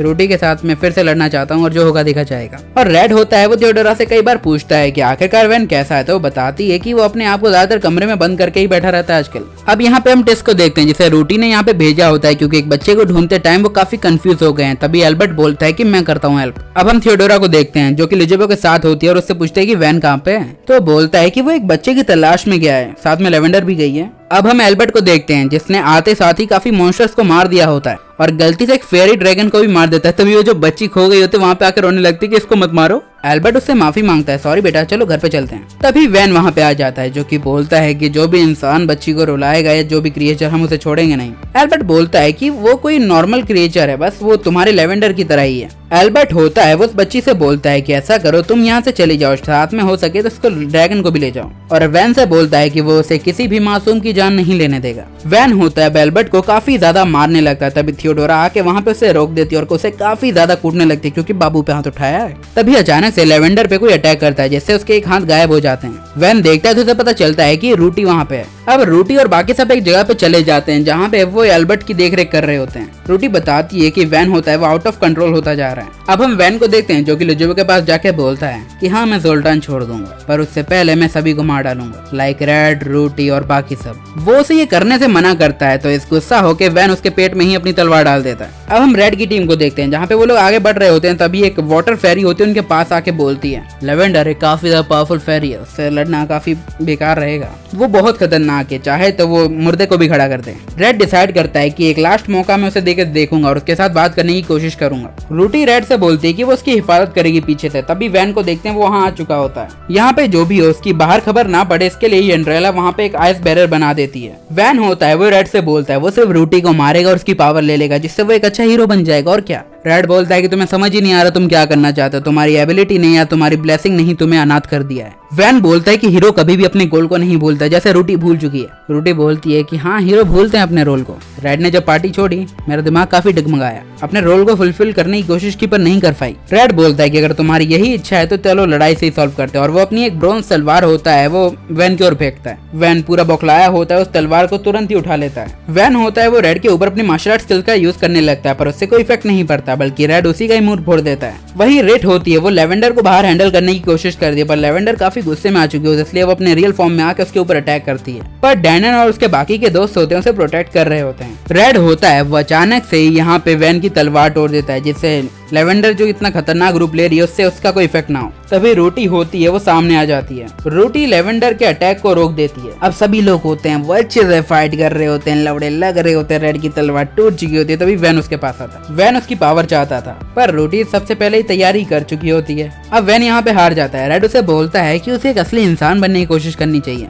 ब्लेसिंग्स हैं वो तुम्हारे जन्म से तय हो चुकी हैं और ज्यादा पाने की इच्छा मत रखो और अभी सिर्फ वैन को मदद की जरूरत है। और उसके बाद यहाँ पे लेवेंडर और वैन को बांध दिया जाता है। रेड बताता है कि असल में वैन को हील किया गया है। अब वैन को एल्बर्ट के साथ किए गए जुल्म के लिए बहुत बुरा लगता है तो रेड बोलते चिंता मत करो ठीक है। अब रेड होता है वो रेड से बोलता है कि लेवेंडर को बाहर ले जाओ, मुझे इससे पर्सनल बात करनी है। तो वो ऐसा ही करती है और हमारा रेड पूछता है तुम्हारी ब्लेसिंग क्या है। वैन बोलता है कि माफ कर दो, आज के बाद मैं कभी भी किसी को नुकसान नहीं पहुंचाऊंगा। रेड उसे एक सलाह देता है कि हीरो वो नहीं होता जिसके पास ब्लेसिंग और पावर्स हैं, हीरो वो होता है जो हीरो बनने की कोशिश करता है। वैन को हालांकि बातें समझ नहीं आती फिर वो ट्राई करता है कि जो होगा देखा जाएगा। रेड उसे सलाह देता है कि कई बार अकेला रहना लोगों के लिए दुश्मनी हो सकती है, लोगों के साथ मिलो जुलो बातचीत करो और ये ज्ञान तुम्हें वो चोद रहा है जो खुद एक इंट्रोवर्ट है। अब यहाँ पे वैन पूरी तरीके से सारी बातें समझ चुका होता है। तभी रेड बोलता है क्या तुम जोल्टान छोड़ रहे हो। वैन बोलता है कि सबसे पहले मुझे अपने पार्टी मेंबर से पूछना होगा। अब वैन होता है वो लेवेंडर से उसके साथ रहने के लिए हमेशा शुक्रिया अदा करता है। अब हम थियोडोरा को देखते हैं जो कि लुजुबो के पास होती है और उसके घायल होने की वजह से उसकी देखभाल कर रही होती और साथ में उसे ये भी बताती कि वैन पूरी तरीके से बदल गया है। चलो धीरे बोलते हैं। वो बोलती है कि उसने एल्बर्ट और मेयर के साथ भी यही किया था। अब सभी लोग काफी हैरान है उसके इसने बदले हुए रूप को देख के। अब हम वैन को देखते हैं जो कि टेंट और उसके दोस्त बच्चों के पास जाता है। वो उन सभी से माफी मांगता है क्योंकि आज से पहले उसने जो बात की होती है कि लड़ाई हर चीज नहीं होती है, वो माफी मांग लेता है। अब हम रेड को देखते हैं जो कि हर्ब्स उगा रहा होता है। तभी लेवेंडर उसके पास आके बोलती है कि वो उससे नफरत करती है क्योंकि उसने वैन को चोट पहुंचाई, पर वो उसे क्रिस्टल देते और उससे बोलती है पर जो भी हो तुमने वैन को बदल दिया वही काफी है। रेड होता है वो लेवेंडर से पूछता है तुम्हें कैसे पता मुझे ये क्रिस्टल चाहिए था। लेवेंडर बताती है कि जब तुम लोग ड्रिंक कर रहे थे तब मैंने सुना था कि रेड को एंगेजमेंट के लिए यही क्रिस्टल चाहिए। रेड अगले ही दिन सीधा जाता है वेपन मेकर के पास अपनी रिंग तैयार करवाने और वो बंदा तुरंत ही जाता है और उसके लिए रिंग बनाना शुरू करता है। कुछ दिनों और महीनों के बाद यहाँ पे उन लोगों की एंगेजमेंट हो जाती है। इन द रियल वे शादी ही हो जाती है। रेड और रेड की नई जिंदगी, हीरोज की नई जिंदगी और तुम्हारे लिए नई वीडियो मैं जल्दी लाऊंगा। लाइक अगर 40 के व्यूज हो जाते हैं इसी हफ्ते में तो न्यू वीडियो जल्दी, I mean 2 दिन के अंदर ही, और 1 के लाइक अगर हो जाते तो एकदम मजा ही आ जाएगा। बट फिर भी sayonara और बाय बाय।